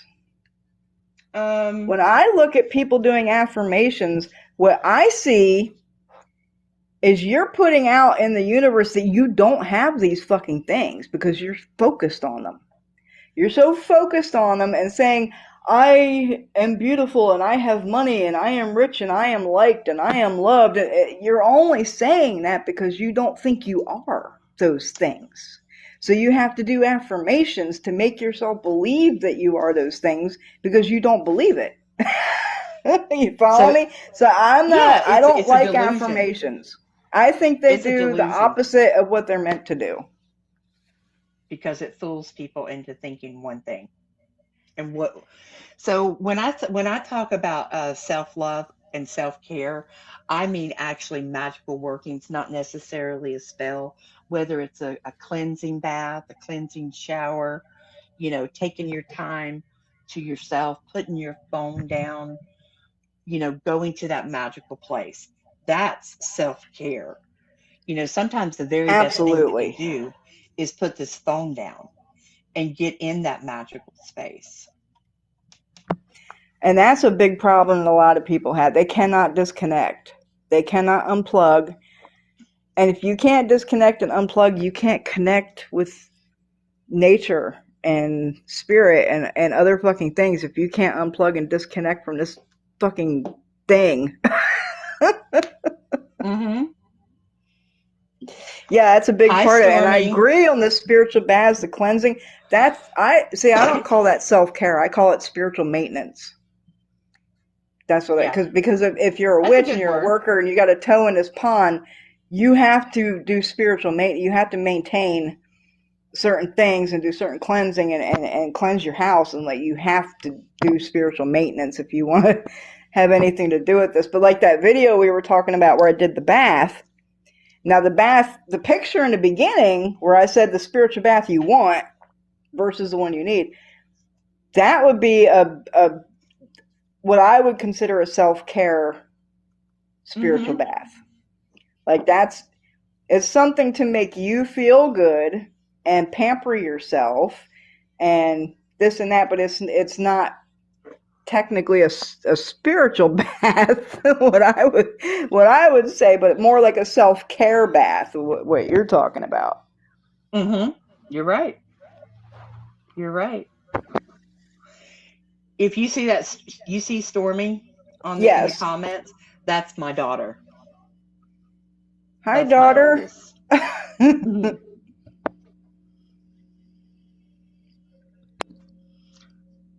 are you talking about? Take a bath in a pool? Stormy's talking about taking a sachet to the pool. That's Are cute. we brewing a tea in the pool? Stormy always has things in her bras and her pockets. She's always taking things wherever she goes. Oh man, that's old school. Them sachets and shit are Hmm. old school. That shit used to be sewed into people's clothing. You would sew those in the lining of jackets and pants and shit. You would actually sew sachets and workings and stuff into your clothing. Yeah. Yeah, that's old school shit. A lot of people don't know about that shit. And stitching when your mama would stitch your initials on your tags and in the hems of your shirts, that's also old school. Yep. Yeah, any kind of thread and needlework is magic if you want it to be. All you gotta do Yep. is Love focus and on it. protection. I always say a funny If thing about cross stitching is I have the patience to stab something 10,000 times. Did you ever finish? Did you ever finish your family tree? Yeah, Your it's cross on my stitch of it's your on family? my page. I uploaded a video of the whole progress. I didn't know if you had finished it. I think Yeah, I the finished finished. all It's the. at the end. It's like the last shot. Is it finished in the frame and everything? That was a motherfucking labor of love. Let me tell you, fuck what. How long did that take? Oh my god, that took about 8 months just to stitch it. But I had to do so much research on my dad's side of the family. I had the names for the maternal side. Like I have more names than what were on there. There just ain't enough room on the pattern. But on my dad's side, it was like pulling teeth. And my pawpaw died in February, and my nana has dementia. So it's kind of hard. It was really hard, difficult to get the information for to do that side of the tree, and it took a lot of doing and a lot of research and a lot of shit, but I got it done. It was That was pretty. before the stitching. Yeah, I think that's the greatest offering that I will ever give my ancestors. That is my biggest Oh, and greatest labor of love for them. Yeah. One of these days, I'm gonna get it professionally fucking framed. It costs about $300 to professionally frame something. really? Yes, ma'am. And that's just Uh, like a basic. That's just like a basic, black frame, maybe some matting. You want to get a fancy frame, some like double matting and museum quality glass so it doesn't have glare and shit. You're talking $600 to $1,000. oh wow. See, I didn't know that because I've never done that. Yeah. So, Professional framing is very fucking expensive. Yes. well, if you spent 8 months, I imagine it. Yeah, you ain't putting that in a Walmart frame. Thank you for the No. roses, Stormy. Yeah, I mean it's in like a Michaels frame right now because I don't have the money to do the professional framing. But one day I will. I am going to get it professionally framed. All right. Well, I'm gonna hop off of here because I've got to get ready for work now. So, And I have to go to bed. well, you sleep well, and when you get up, you have a blessed day. Stay blessed, You too. We and we listen. will definitely have to do this again sometime. I'm glad you caught me. Caught me while I was Yes, on ma'am. here. Thoroughly enjoyable and educational and fun. Yes. All right. You have a good one. You too. I will talk to you later, and hopefully I will see you in class. Yes, ma'am. All Bye. right. Bye, everybody. Any products that I mentioned are available at primitiverootsconjure.com. You can find the class that we were talking about at primitiverootsconjure.com under the classes. Go out and get Bray's book, The Witchtokers Grimoire. I hope we helped everybody. I hope we answered your questions. I hope you were entertained for a little while. I think that's it. As always, may all your ancestors have all the necessary light and elevation that they need to properly guide you on your path. And I will see you in your future. Everybody have a good night. This live will be uploaded to my YouTube channel. So if you want to rewatch it, if you missed something, if you came in late, you can rewatch it on my YouTube, which again is Primitive Roots Conjure. Be blessed and have a nice week.